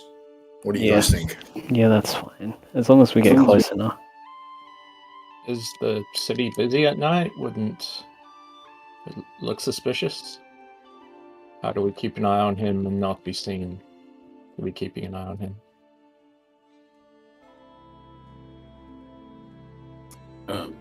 Unfortunately, our sneaky and our shape changer aren't here. I'm the shape changer. A normal shape changer, no druid. Oh yeah. I'm a shape changer. I can transform. Okay. I am naturally childlike and short. I was not expecting that. Holy shit. Neros pipes up and says, yeah, I mean, I could probably change into like a rat or a dog or something like that to slink ahead and scout out the way. But, you know, that doesn't last very long. Maybe save that until we're a bit closer. Sure. Grindelwald just says, I don't fucking know. I'm just gonna stick to the back and keep my eyes out. Arendelle can just hide. Yeah. I'm better in the shadows. I'll just hang back because I am very obvious. I'll keep my nail at the ready. Buggy and now, get your sword out. Okay. Cool. All right, what's so the plan? let's walk 10 minutes towards the main gate, so that way we're only 5 minutes away, and then we'll find somewhere quiet to do what we need to do. Yeah, to a dark alley to cast my spells. Mine too. Alright. Well, actually, just interaction. My eyes are night. It's not thing. Doesn't have somatic or thingy. It's just an action. It lasts for an hour. There's no Yeah, it's an hour. It's more of like a feature, right? It's not an actual spell. Yeah. That you have to use. No. So I can do it anytime. I can just touch you and share with you Mhm. dark vision. Yeah, you don't even need to touch them. Oh really? Doesn't look like it. Oh, it's see within 10 feet. It's just like, here you go. Just like your eyes will just glow, and the rest of your party that you are thinking about will also start glowing, and then they'll have dark vision.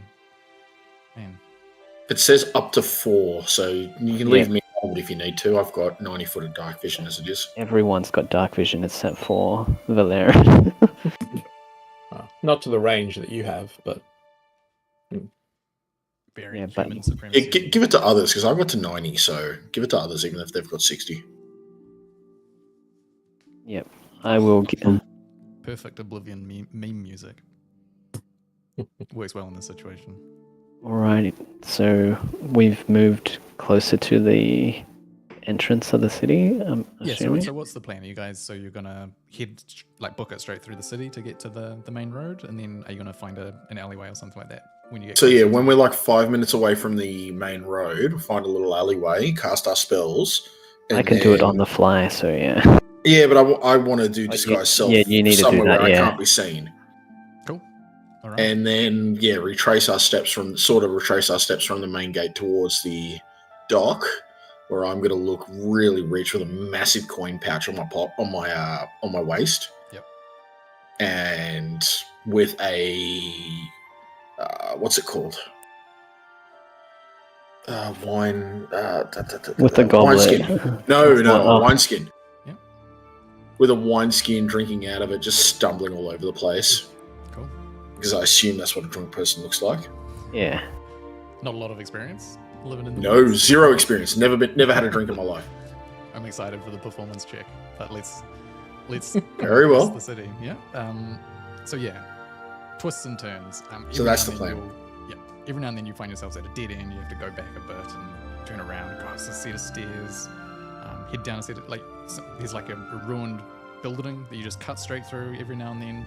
But you sort of trying to keep a southwestern sort of direction in the way that you think the main gate is. You pass through, feels like maybe the center of the city, heading on through. This part of the city is a lot darker and more dodgy, I guess, than where you would have started. There's less merchant stores and more dark, ominous buildings sort of peering down at you. The roofs are often ruined. There are completely abandoned looking buildings. There's some that look populated, but as you walk past, you'll see a face pop out, look down, and then pull the shutters closed. As you get a bit closer, plenty of alleys that you can see. You see one that looks like it might be, you might be close enough, so there's one that you can pop down to go into. Yep, heading on down in. Heading on down in, disguise self to make myself look fully human. Yep, but before that happens, Okay. you head down into alley. You hadn't noticed, but there is a person that steps out from behind a corner and spots you coming and says, "Oh, well, what have we got here? Hey, Tara, people are coming into our alleyway, eh? Think we're gonna maybe get the toll paid, eh? What do you reckon? You guys paying the toll? Toll only if you want to come down here." And then another person comes out from the other side. This one is a female, and she's got a hand on a scimitar at her waist, and she says, "Hey, I think so as well. Toll, please." Donda fires a magic missile into the closest person. Legitimately? Yeah. All right, let's do it. I cast Vigilant Blessing on myself. Great. Can I stick an arrow into one of them as well if I notice him casting as well, or no? We're going to roll initiative, and we're going to go straight into it. Bloody Donda. All right. Let's. Oh, All right, say when to roll. I'm just thinking. It's 10:30. I think we'll call it there, and we pick up next session rolling initiative. Oh, we can smash it out real quick. Come on. Oh, It'd be the start of something bigger. yeah, it might take a bit of time. How many are we looking at? We're looking at 3 guys, 4 guys. Well, How many have we you've only noticed seen so far? 2. You've only seen 2 so far. Yep, I think we'll call it there. Give you guys some time to think about. The choices you What, have yeah, made. exactly. What you're all Think about what? let Neros. The decision's been made. Yeah, Neros and Death Mouse can Look and Death Mouse can join us for the fight as well. I'm sure they wouldn't want to miss out. Yeah. Cool. All right, good. Let's call it there. Cool. Fantastic. Oh man, it took some turns I wasn't expecting, but good times. Sweet. I guess Sweet. I'll switch off the stream.